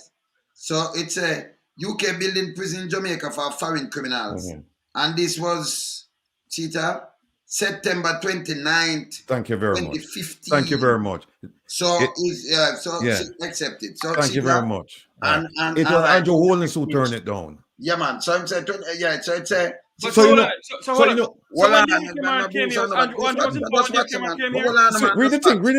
See that? All right. So me just watch me. I show it and then me read it. That's why I say me not get guessing. I get Gregory. Jeffrey. So you see it? You can see it. You see. Look on the date. 2015. That means Portia was the prime minister at them time. 2016 him win. Them plan to allocate it, right? All right. So this is when I must. So who turned it down? I'm looking at it right now. It was turned on in 2017. Yeah, and 2017. Andrew. May I tell you what Andrew say after that? Here it is right here. 2017. Yeah, they're right for that. So government turns on U.S. prison deal. 2015, them did ask about Andrew did burn, I think, burn a fire upon it. So and you know what? You know what funny? It's the same time. Jamaica, for Jamaican prisoner to prosecuted in UK will spend their sentence to. Yeah, hold on there. Sentences. The Prime Minister hold a minute. The British government will pay for about 40% of the building. The prison is the result of nearly a decade of negotiation between the two countries over the prison transfer. Over 600 Jamaican nationals in prison UK currently cannot be deported. UK government fears the prisoner transfer back to Jamaica could challenge their imprisonment under human rights law because of their poor prison condition, and them fear about it. So them didn't want to build a prison in their native country when the new prison opened in 2020. Those sentenced for Lonesome. Let me just read this something here, sir. All right, tell me this is January 13, 2017. The headline says Andrew Holness administration rejects UK prison deal. That's what it says right there. Yeah, that's it said. So I'm not Bruce on this. And here it is. It said the Andrew Holness administration has rejected the $5.5 billion offer of the United Kingdom to help build a modern prison in Jamaica. Oh, see that? Foreign Affairs and Foreign Trade Minister Kamina Johnson-Smith made the announcement in the Senate. Somebody did right. Yeah, man. So, Jeffrey, that me tell you, say. Kamina Johnson. Well, on Jeffrey. Turn on your mic. So, when I say everything it is not print on this. Hold on a minute, Wayne. Hold on a minute. Hold on a minute now, Wayne. Yes. Hold on. I'm asking a question. Mm-hmm. When David Cameron came here, who was in power? Portia Simpson, 2015. Okay. Hold on. She never turn it down. Andrew did the court against it. It's right here, man. In a black card, But I'm trying to answer a question at the same time. Yes, but me just read it to you already. That's why I'm sure you, and Hold then on a you second. finish it. Hold on a second. You see, let me look further. Yes. You see why I'm telling us, we have to hold the Honorable Kamina Johnson Smith accountable, because I remember this. I remember this. Hear what it say. Hear what the article said. It says that Foreign Affairs and Foreign Trade Minister Kamina Johnson Smith made the announcement in the Senate this morning, ending almost 6 months of wait for the answer. Right? It says she said the terms of the offer, quote, were not beneficial to Jamaica as a whole. End of quote. She did not state exactly the unfavorable terms. She also declined to answer questions from opposition Senator Lambert Brown, who tabled the questions on whether negotiations are underway to get favorable terms. Because he must say, if it's not favorable, why not negotiate with them and get something favorable? And she said the matter is closed at this time. Went on to say, leader of opposition business Mark Golding also could not get an answer on when the offer was rejected. Right. Because when Portia didn't want it, Andrew did knock out against it, And that's 2015, then they win 2016. And then have it, so him just tell them point blank. So me I tell you, it's not Bruce now. That's what I'm saying, you see everything what we talk about here, so it is there in print. I'm like that about things and research it back. Hold on a minute, Wayne. Yes. Why ask when David Cameron came here, who was in power? There's a reason why I asked the question, No, but David for that Cameron, going on, you say, hold on. Let me just clear something for you. If you listen back what you're saying, you say it's not, when Rattigan tell you say it's not them, you say it's Portia and Bruce. Yeah, but I'm trying to say to you also, when David Cameron came here and addressed the Jamaican Parliament, the whole issue of prison came up. But it is there in the paper. So Jeff, what we just say is that is Andrew Holness government turn it down. I understand. Okay. I agree. Yeah, so if it's all right, Jeffrey, hold on, Jeffrey. Just shut up, just watch ya and shut on the shit, can me move you. You know something around. Listen, if we have something, what may I tell you, Jeffrey, because we're not doing a tabloid.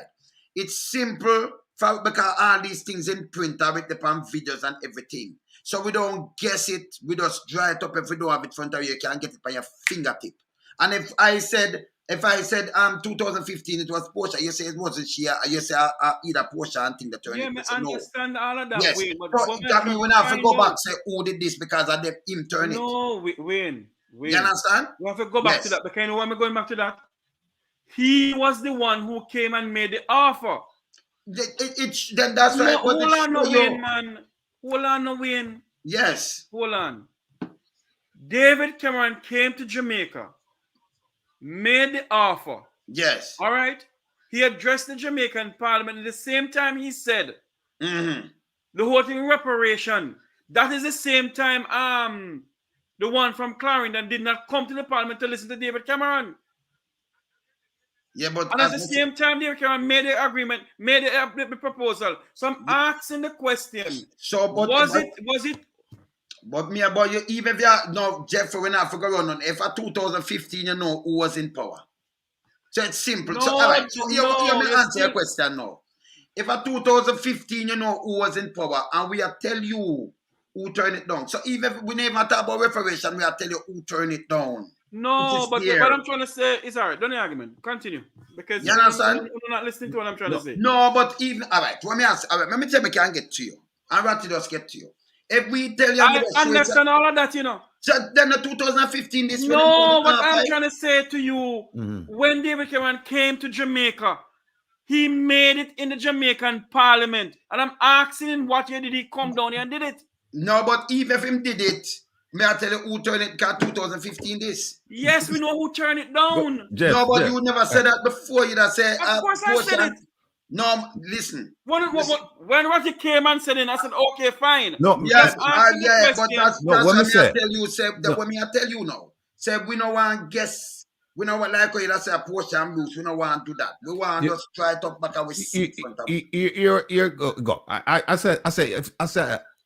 If I think I said, if I'm not mistaken, I think is Kamina Johnson Smith is the one who turned it down. And you said no, it wasn't under them government. Back and you said to me who did it. And then I draw it up and I Fine. show And you I'm it in the asking a paper. question. And I'm asking a question. Yeah, in but what year? All right, let me When answer you. Cameron came down here. Let me answer you.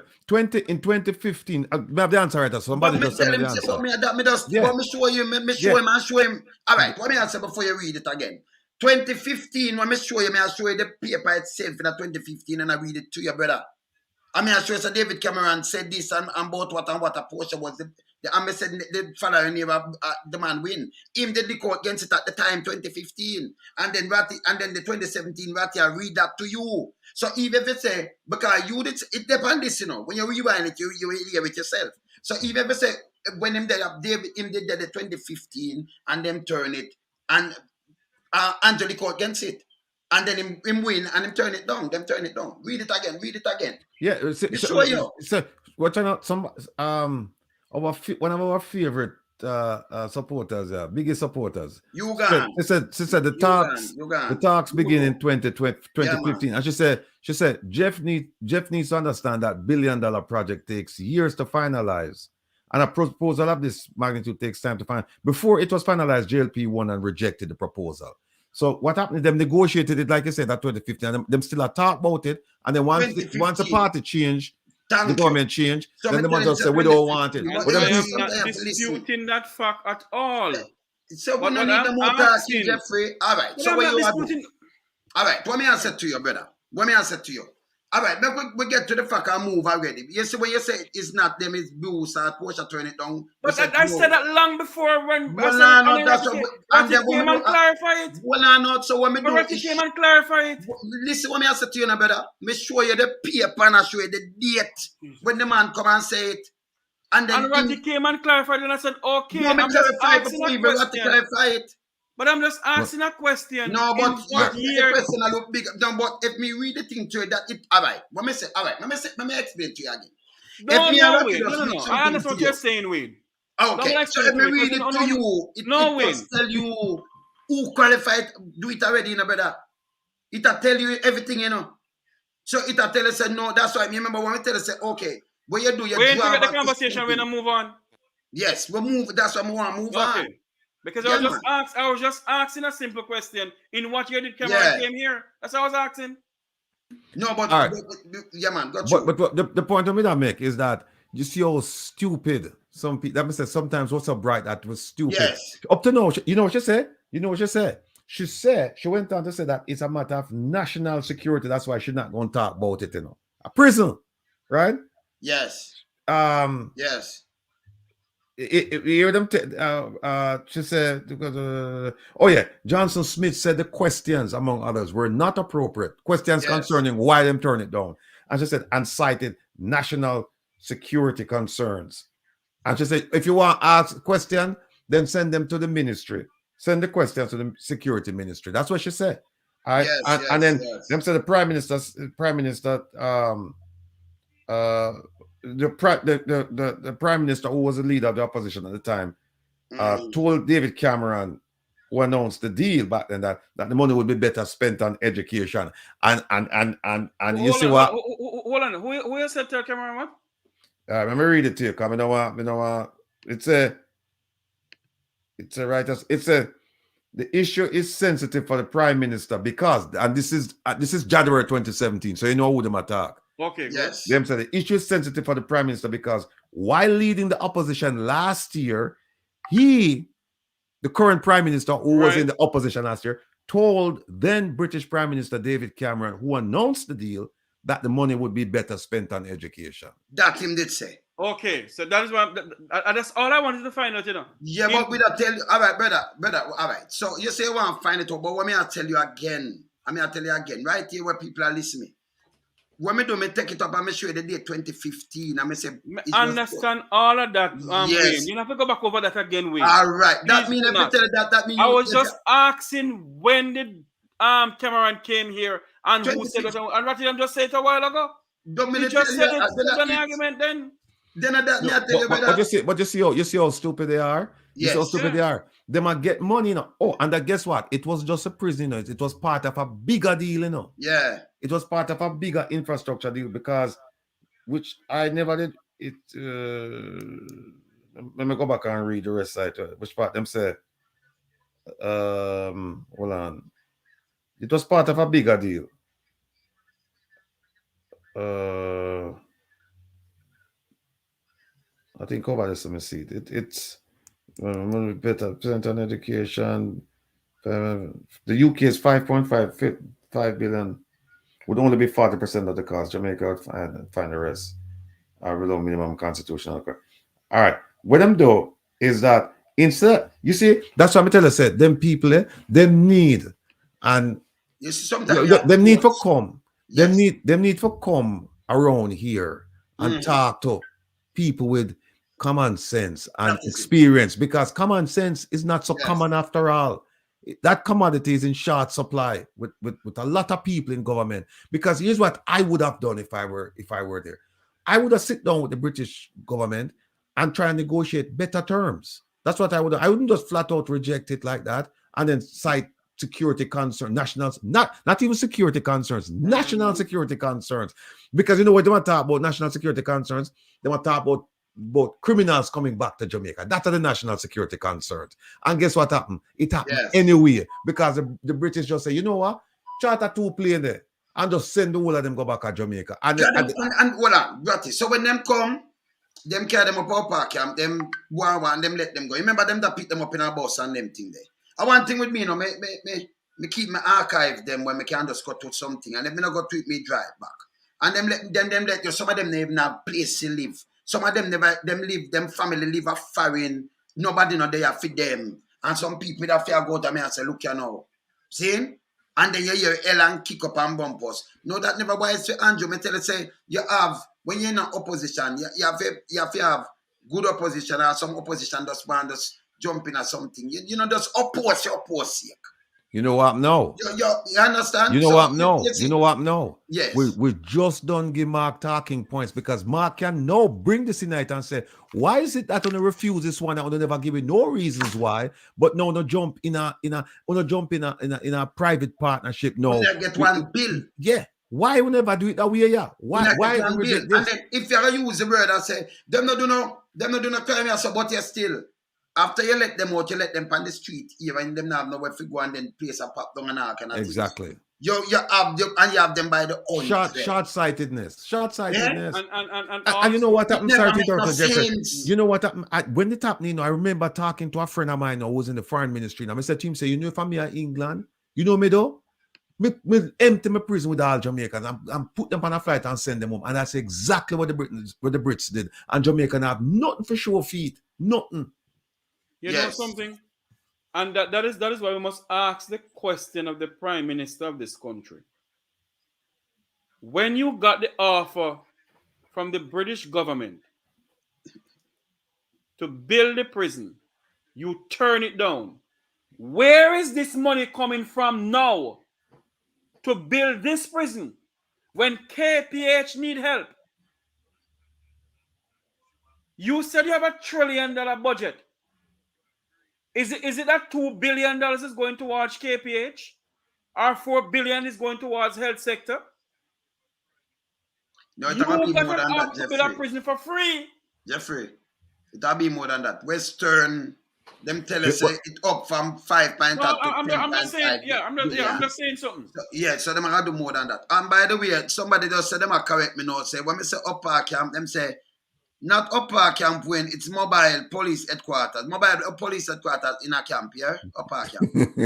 Yeah, upper camp. I see man mobile police headquarters. Yeah, upper camp up the same way. It over here, so upper camp same way, yeah? You know what? Them just don't give Mark. So when me have to analyze downtown it there, yeah? Them just don't give Mark another talking point, you know. You know that talking point them give Mark? Yeah? Remember now, you know, when he in the opposition, him said, no, that money will not come try build prison. It would be education. I want to education. I want to education. Want to education. It popped down. Want to education. It popped down. See there? Him never said him coming up and he never said we can use the money to do something better in Jamaica. Him said education. And next thing again, we never have no government private partner. You get the thing. You say make them still have to come home anyway. Right. Them still a come Them home. still a come home anyway, but you get a prison. Them Right. and you get money. Because Right. remember, them can't sell them in the dungeon, in a human rate. So them have to build a brand new spanking with everything. Bathroom. Them have to State make of the art. and them have to monitor it. This State is of the art prison. So when them come down and them finish, you let them go. You say, oh, them never, but them still come home. You're interrogating them up there, so. Me I tell you, say, if me sit down run a And then, table, yo, them man what them are a say, easy them a to say a 40%, them would have use, them would have get for build the prison, them would have for maintain. But if me supremely confident in my abilities, that if me sit down run that table there, Yeah. if me sit down run that table there and I decide the deal on the table, me get a better deal. And the prison would have build right now, and it will create jobs. Who knows? Right? Who knows? Maybe they'll build 2 prisons. Because what we have now is an old deal up in the 18th century. You're right. Them not dungeon, man. Dungeon. Them When not me that do me that negotiate with them and say, all right, build a prison, but then the one where we have rehabilitate a prisoner too.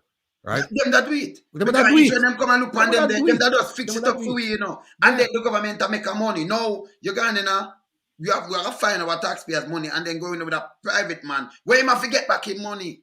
And then you say, the government is not the government. The private man have to get back his money. He have to make a money on it. I'm investment. See? Oh boy. You see You them know? talk and talk backward. Somebody The- still a the- push on. All right, so listen now. The whole of camp where you say mobile reserve and thing, them go part it with a fence. But them just call it mobile reserve, but at the whole of the camp land, even the hospital and the stadium, a camp Belongs land, to the JDF. JDF land. Yeah, So that me I tell you JDF property. again, let me just come back here again. Even Nannyville, it belongs to property. JDF, them just cut it off. And that's the way you see the hospital, them just say, okay, boom, boom. Because it was the hospital, it was a man. So I'm going to explain to you again. And also, Will, let them know. Say it's because of politics why Nannyville get all the property, people get the property on Nannyville. Yeah. JDF property. Yes, yeah, man. The JDF property and the stadium and everything. You understand? Yeah, man. So, let me just tell you. So, when you see them, that's where Google went and find the guns. Don't you have to go through one gate before you go buy in a mobile? You have to go through camp gate, don't it? Top gate, don't it? Me working there now. Me run the road and them. Then who own the JDF? Government? Yeah, man. Yeah, man. Bless up, sir. Bless up.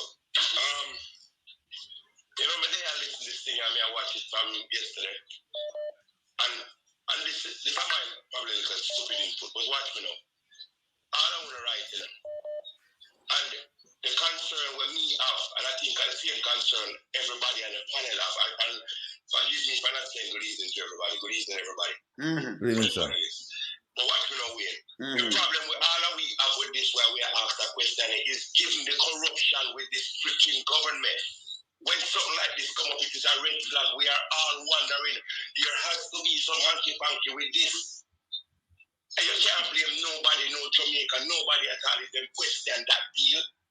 Basically, my brother, the whole of them on their performance, them track record, just tell you say you have to question this and be negative with your thoughts about it. You see me? And that's my little input that I don't know what I think about it, but all right. I honestly feel sad that. Me take a next caller, you caller. All right, sir. Respect, man, respect. Yeah, man. Yes, sir. Want that? I'm here. I'm up on my live, yeah. So, we soon call you back. Hold on. Yes, sir. Yes, Carla. Yes. Whether or not Britain was sending deportees in droves to Jamaica, the fact is that the necessity of a prison or a modern prison in Jamaica was needed. It's necessary. It was necessary at the time. And it's here. Because so Britain was giving us a gift that is of utmost importance right now, because right now people's lives are at risk in the prison. They hardly have anywhere to sleep. They don't hardly have any restroom to defecate or urinate. It's very bad. It's very, very bad. And it won't happen again. The British won't give us that deal again. It's gone. It's gone through the door.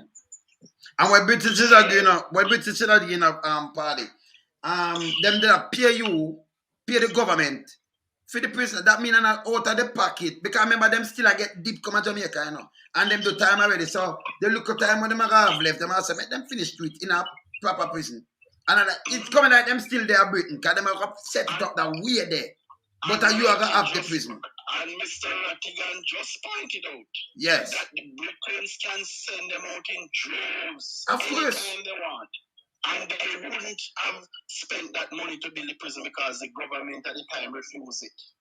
So we are at a massive loss. And remember, that will never happen again because right now Britain is in a recession. So they will not ever propose such project ever again. It's gone. That is a missed opportunity. Yes. And I mean, the prison conditions in Jamaica is very bad, you know. Dundrin. It's so easy for prisoners to lose their lives while they are in custody. It's unsafe. Sharp implements being taken in, and they don't have anywhere to rest their heads. They have to use cardboard. And they have to use bucket to pass their feces.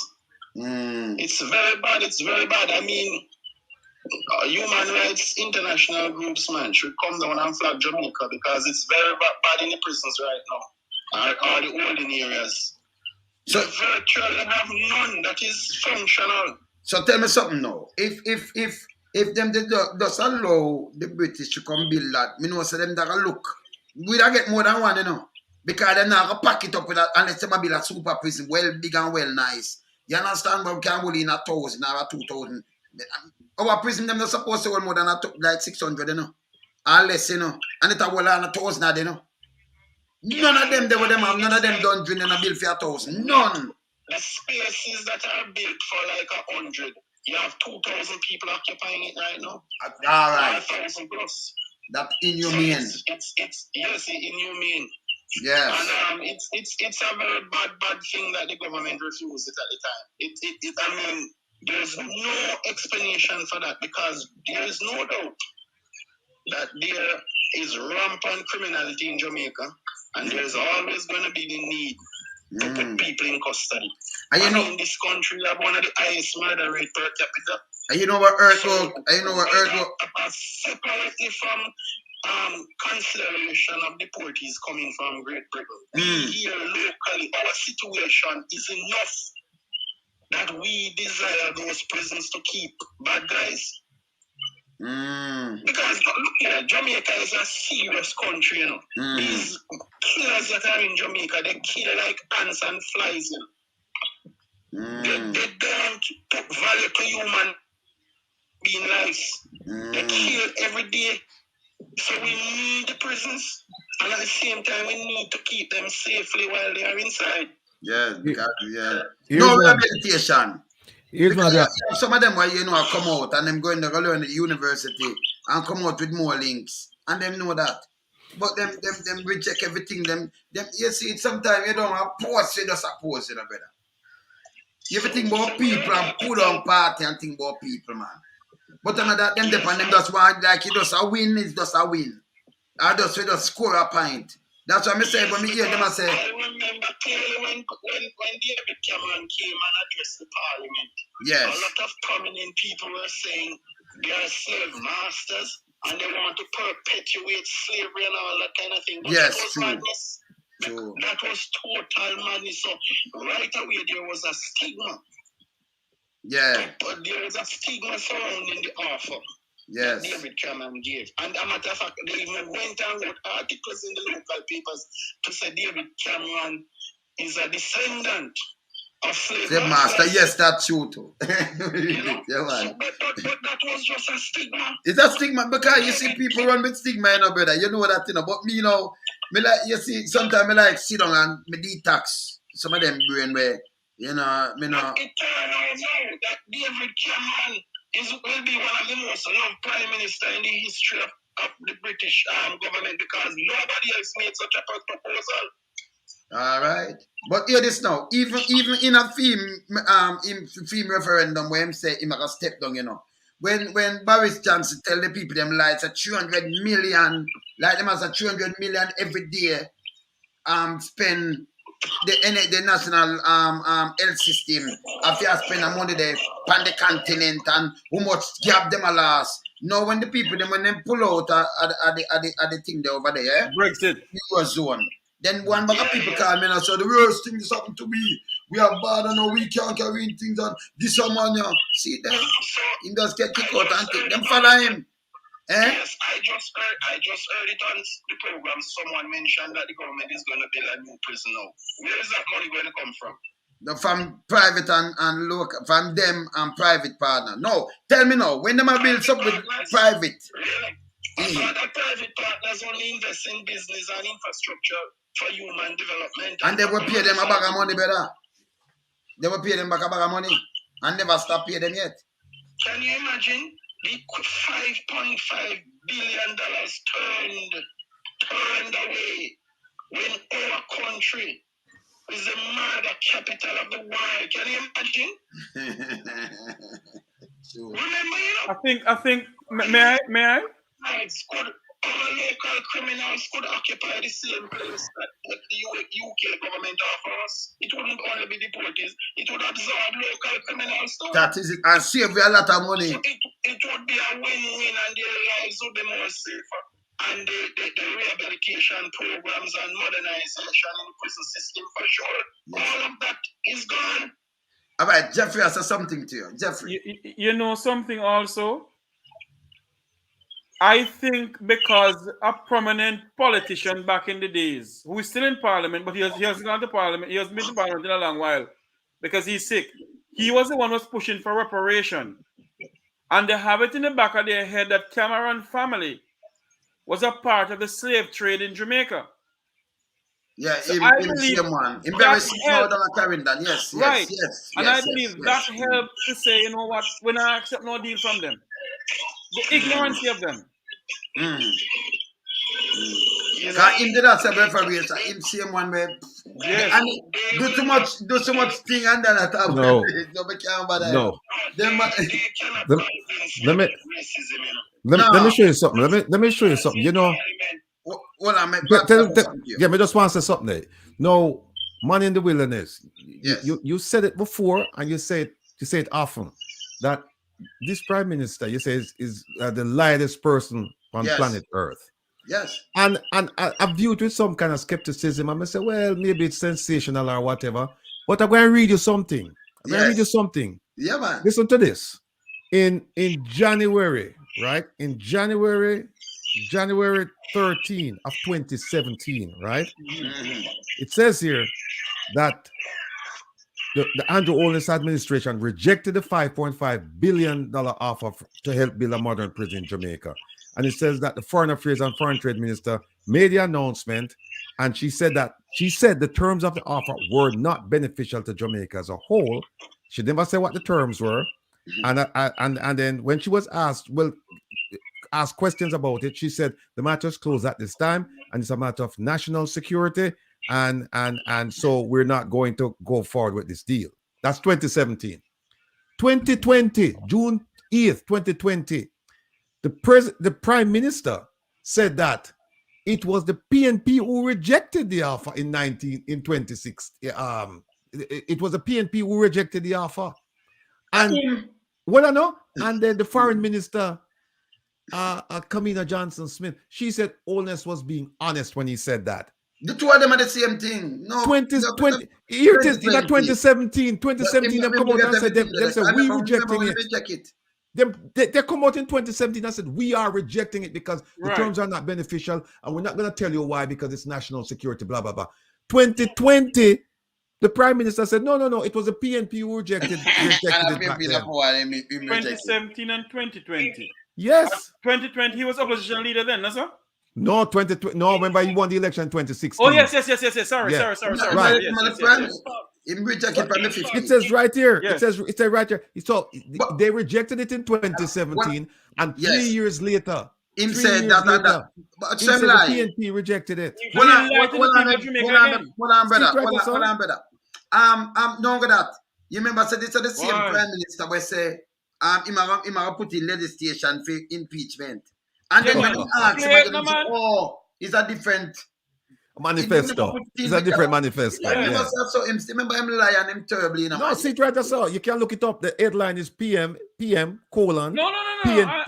PNP killed UK prisoner off, and it's dated Monday, June 8, 2020. But the headline. So you can compare the two headlines. No, but you remember January 2017. 2017 come before 2015, 2017 come before 2020. Exactly. But and it says right here. He says something, but what me tell you with him, same like him say him live in a one room and then two room, him forgot what him say sometime, you know. So, but everything documented and put there. It is there. So him, like we go do fact checking, and that you use and hold him all the time. So I said them all you need for the, you're not chatting, you just draw back for the file then. I think we need to send this to Mark Golding. Then look at this. Look at the way him saying now. Him saying in 2017, him said that they don't want that deal because the money would be better spent on education. So we don't want the deal. And then 2020, him come back now and say, oh, no, it wasn't me. It was the PNP who killed the deal. Look, it's better to get something than nothing. Yeah. There you go. The necessity exists for a prison. So whether or not UK wants to give you education or give you prison, take what they offer because they don't have to. What they'll say is that the money only amounted to like 40%. That's what they'll say. It is necessary to have a mother in prison. And when they rejected the offer, it wasn't about practicality. It was about sensationalism, about the slavery thing and any government. There you go. Accepting slavery. There you go. But the one from down at the gentleman from down the carrying on a talk about reparation, and him then him bring up all these things. Sometimes let me tell you this, Yeah, sometimes when them do them use them play upon some people conscience when I understand these things and things. I'm going to tell you something too. I'm going to tell my people them so right now. We have to hear this. Yeah. You see, although we there, and I say what people them come from Africa, just like Africa were born out. Some of them people I said them more on a slave master, so some of them have a great grandfather though. That's why we look so. So we want blood we are born out. That's why we have the name. So not like we diluted. And a joke. None of those parliamentarians can convince me about racism. Because I can tell you, on a Friday evening or Saturday evening when the big functions are keeping, majority of the people there are white Jamaicans. That is it. Let me tell you that, my dear. Sir, or madam, or whosoever you call it. That's true. Politicians. They are Jamaican white people or brown people. Yeah. No, some of we even like Obama. Some of we even look dark skin. You see, we remember, the man them used to rape the slave woman, them and what have you. You there? Because of them. That's why them used to have, what them call them, a malata, them call them. Yes, free slave. Mulata. So you find free slave and them go school and what have you. What you think? So some of the people them were born, so them come from the, believe me, go run it and say for your great-great-grandfather, great-great-great-grandfather. And your mother was a slave woman there, so what, and a joke. So yeah, part of them come from, part of your blood come from them same one, where the slave master, because I remember them did have the slave woman them as object, You understand? Yes. Believe it or not, a reality. A just reality. You see me I say? In Jamaica, accepted the UK prison deal, it would have improved national security instead of being risk to national security. Because if I may, they right now they want to jam the cell signal where the prison is in Jamaica, and they can't jam it because they jam other people. Other people running. The prison, yes. So if they had given them the go ahead to build the prison and build it far out of the wage of whatever, build it up in Warwick Hill or in the Blue Mountains, build it up there. No, but hear this now, Jeffrey. If you build a prison, if you have telephone, but all them that build it with system, so you don't catch who up on the outside because every man can get a call. Yes. Him not have no phone now go in there. It have everything for watch you, Right. It have a camera, everything in it. So you forget to care about when you obviously they would only allow recorded conversation. Right. So you record, if you depend on out and say, boy, more you kill this, them are gonna pick up all outside and then you're gonna get charged. Yeah. So you can't ramp with it. So but them are forget them call, them are human beings same way. No. It's not me who said it in a way. They're the one who said that they can't jam the signal. Prisons right now in Jamaica. So you can multiply 5.5 billion times 3. All right, hold on the caller. 16.5 billion we need now to build 3 prisons because I can tell you, the murderers in Jamaica, they are multiplying at a rapid rate. That man, you don't see dead bodies in the streets, left, right, and center. It is so bad. These guys by the way, Jeffrey, I said something, but like water. by the way, Jeffrey, I said something now, but let me just appeal to something very important right there. You send it to me also. Eh? You send it to me. The one where make appeal to for the blood. Oh no! I thought it was the blood. The gas station operator that they gone down in somewhere today. Yeah, me send that to you. But them appeal for some blood for the police where them shoot. I think the inspector them appeal for some blood in a What I was saying though. I remember at one point they were saying that because of so many cellular phones going into the prison and they sending out contract to kill off people. They wanted to jam the cell signal around the prison. But when they started doing it, people who lives around the area couldn't get no service at all, nothing. Good. But Jeffrey, let me ask again.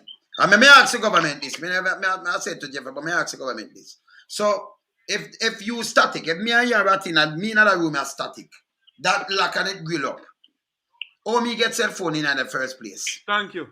So, you see, you can deal with the problem. All you do, you put in the whole of the cameras, them and everything, you know, and the record and everything, and you have it more than one place where you like come in have ring and me can there anywhere and watch you. See? So, you put it in so you know which one of the security guard, them, which one of the warden, then them for around that prisoner too. But so, you're not supposed to say jam and spend a bag of money when a warden carrying all these things, NSA and everything. But Wayne, right now, Wayne, if an earthquake. Yeah, 5,000. And you know, lock them up. But you want to spend millions to jam thing. Jamaica government, them are But you know something, Wayne? Yes. If an earthquake right now should shake Jamaica good enough. That prison collapsing. Of course. Yes, man. Of course. There are no good man. Tower Street and all those places. There are old facilities. They're hot. Yes. They're inhumane. There's no proper facilities for human beings to live. And not only that, also, right now, as we speak, there's nearly over nearly 100 to 200 prisoners in jail in Jamaica who has never been charged for nothing. More than that. Because they're languishing away in the prisons. Them lost in the system. Yeah, and we don't have a proper Jamaicans for justice anymore. I remember when Dr. Carlin Gomes was there, they're too political now. To highlight all those issues. No, we don't have any lobbyist group to deal with these matters. Okay. They are let me jump in on the phone thing there. Yeah. You see the phone thing when I talk about, you see the phone thing? Yes. It's easy, easy. They have technology that you can actually identify with the phone is. So if the man have the phone in that prison, you can actually have technology where can take you right to where the phone, the missing technology, right to where the phone. And then you have technology where you can jam the phone in just the prison alone, not the neighborhood, the wrong equipment and bring out. But Ratty, what me that said to you though, if them put in remember them that want to do it, you know, the wall of the man, them when them are going to the prison, them have to wear by the camera.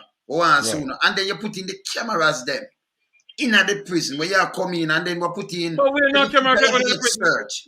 And you put in when they start boring the hole in the wall, you know, the whole wall crumbling down, they can't put camera. No, that's it.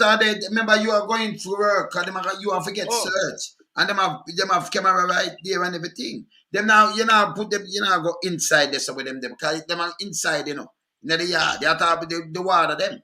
So when them have to pass through, you have to put the thing, them and put the right thing, and them have to get search, go in. See, I'll do them a water. You figure so them just find.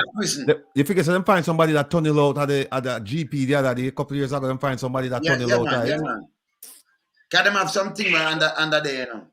So they call tunnel and them things. Because it was some old 18th century whatever they have there. Yes. And is that prison now? Yes, man. In closing, you see, yes, the crime situation in Jamaica can only get worse. The figures, the murder rates, going to continue to multiply because there is nothing substantive put in place to curb crime. Tell me one program now that the government has implemented. To catch the youth them before anything and deter them? To reduce criminal activities, apart from SOE, which is unconstitutional. Tell me one program right now that the government has in place. Nothing, sir. To curtail this monster of criminality and murder in particular. Yes. Nothing, so that it only can get worse by the hour, by the day, by the month, and by the year. I'm telling you, this country is just blood and blood and blood and more blood every day. And guess what? Government has power. Government has resources to deal with this matter, to save people's lives. And they don't care. All right. They're not doing anything just to save lives. It's all about who loyal to who, like how the commissioner is loyal to the prime minister and so on, and they keep the status quo going instead of having a genuine interest to save people's lives. These people are playing with people's lives. Simple. You know. Done with that. Anyway, we're going to run in, so we'll do the closing, yeah? Yes, brother. You know something, Ratty? All right, brother, later. You know something, Ratty, and I'm Wayne? Yes. Yeah. That is why, and viewers and whosoever listening, that is why Wayne Lonesome decided to do a lawsuit against Twiddly Dum Dum. Of course. Jamaica is in a crisis. A crisis that is out of that is way out of proportion. If I'm making any sense. And when I said that, I said it's because you know why? The Commissioner of Police, along with the Minister of National Security and Injustice, come out with crime stats and saying crime is going down. How many people murdered since the start of since the start of March then? Forget about January and February. Since the start of March. Enough people, man. Tell you something. Okay? And in any other modern democracy, the Prime Minister or the Minister of National Security address the nation and say, listen to me. There's something we have to do something more. Nobody does it. Because what? They don't give a flying kahuna. And this SOE that they're having, that we need to investigate it. Who is now hold on, Wayne. Money they make from it, you know. Me no money make from it. Making money from it. Enough money. Billions. All right. Let me get something where and them are gonna beg, so me tell you. I'm gonna tell you something. You see the money like what them the 17% when them they use the other day, use it or lose it. All right. You see them could use them money then at SOE. You them do it. No, them not forgive no account how them spend it. Them can't come and say we spend 20 billion from them to SOE, 30 billion. Them not have to break it down. So that's why them doing these things. Them are rob money. And also Wayne, Rattigan said something the other day, you know. Yes. Is it starting that donor funds come through again, Mr. Rattigan? No. PIOJ. No, it come from, hold on a second, I have it right here, man. Yeah, PIOJ, Planning Institute of Jamaica. They need to tell the people of Jamaica how many donor funds come in under this administration and how it is being spent. I agree. Because the fact of the matter is, money is being stifled off and nobody says nothing about it. And the time has come for us in this country to call a spade a spade. They need to tell the people of this country, where's the money going? But we don't see it spend at the right. We are not at all. Remember, you know. All right, let me get money. Can we see what time I run? Can marathon me just too. But remember, them get the Prime Minister. You get 31 million US from the Vice President and attach youth and them thing. The way you do the money, 31 million US and nearly $5 billion. You know, a $4.9 billion that you know. 31 million US, a 4.8 billion Jamaican that. And also, where is the money? Yeah. That they got to build the Fusion Center. Where is the money? They got money to build the Fusion Center. Where the money disappear to? Is it that that's showing up when election call go buy a vote again? No, but people will start getting locked up. Hey, we hold people accountable. We don't. Hey, we don't. We not chat with them, you know. All them do run here, so them can't come and say we say go and hold them to account. Everything we a man say, we keep the tape. You remember sometimes people are look for your tape. We not have to look for nothing, you know, we keep them. We keep every docket around here. Yeah? And we're ready to put it up back on them. Yeah? You know, this is a shame. A shame. Because I tell you why it's a shame. This is reported that on the and I have to go back to it. I know we are beat it, but we have to. It's not beating a dead horse. It's reinforcing how people lie, politicians lie. Yes. Because on Friday the 13th, it's reported that the 13th Friday the 13th of 2017 that the Holness administration rejected it. That's Friday the 13th, and the Honorable Kamina Johnson, Minister of Foreign Affairs and Foreign Trade, said whatever she said. Friday, she said this. Monday, she did on TV jail. And here's what she said.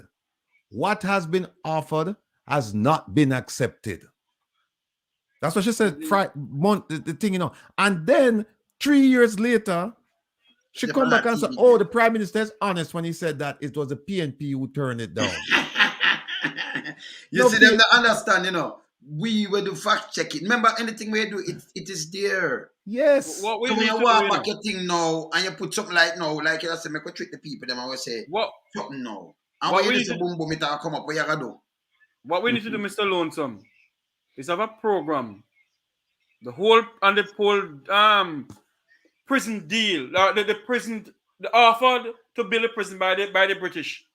And all the current Prime Minister of Jamaica rejected it, and we bring up all the lies, all the lies that Andrew Michael Holness keep on telling the people of this country. Remember, I know. A damn pathologically mendacious individual. Yes, man. Yeah. The word I want to use a term like a no, man, you can't use it. Remember, I'm the lightest man in the world, so you can't say anything else. Can you imagine I'm the lightest man in the universe? Even if alien out there or something, he's the lightest thing in the universe, lie, and then he bring some other one with him. Pinocchio and him. You tell the people of Jamaica that I know you want to get money to build a prison. Who are you building the prison? Is your construction company building the prison? No, is your construction company building the prison? We will find out. We will find out, man. We want to find out. If you don't say you have a construction company. You go hard at him, Jeff. You go hard, building a gas station in St. Thomas. You think we don't know you have a gas station company that helped build the road in St. Thomas, no? Listen to me. The time has come for us in this country. Call a spade a spade. The time for you to go. Listen to me, man. I thought this man came to help the people of this country. But you come to suck the living blood out of us. You're a vampire. Man. When them people that can't confuse, some people now confuse me, you know, because we just hold them and just burn them. I remember, you know, if when the man did that with the other shoes, and the other foot, him say some things, that's why I play them all the time. Very true. The things them and I play them. And then like, you see that anybody come and talk, me like keep them, I'm up you know what's funny? We have 2 full pages of notes, you know, when we don't talk about the speech now. And once some of them touch the prison, we get no, we talk about that tomorrow, man. Because at dinner time, I will see what time I keep like. At dinner time, I just get started. No, man, I want 4 hours different. 4 hours with the funnest thing. 4 hours. And we have one who have a blue party. All him do is talk about the 18th century coming up. Him have nothing of substance to tell the people of Jamaica. Jeffrey, the man that come by my program sat them. Jeffrey, I got to, you know. Jeffrey, I did it too. But you're Jeffrey. Yeah, man, make him burn him fire, man. The gentleman have, all right, let me tell you, the gentleman have afraid of fire, you know. He can't defend him fire, him just run go to fire, because them place have be a fire will like thing and burn up the place and them thing there. So, my country don't sell out. See? So, calm down. Saturday, I don't want Ratty to lose. I don't want Ratty to lose his guess. No, I'm not losing yes, not Because come. I get to understand that some people say they not come for my program. I lie. Why? Yeah, somebody in the politics call me and tell me say they not come for my program. Why? But me know somebody boy want to come for your program tomorrow, you know. No, hell will freeze over first. Because I am not mainstream media. Yes, you know. Well, I said, you see them come cast, Jeffrey. Yeah. Me know nobody call me a favor. Later. We there. Right. People. All right. Oh, marathon here. We are going marathon. We there. All the best, everybody. All right. You're gonna get your lumborous dinner now. Megania, man. All right, Megania. Anytime.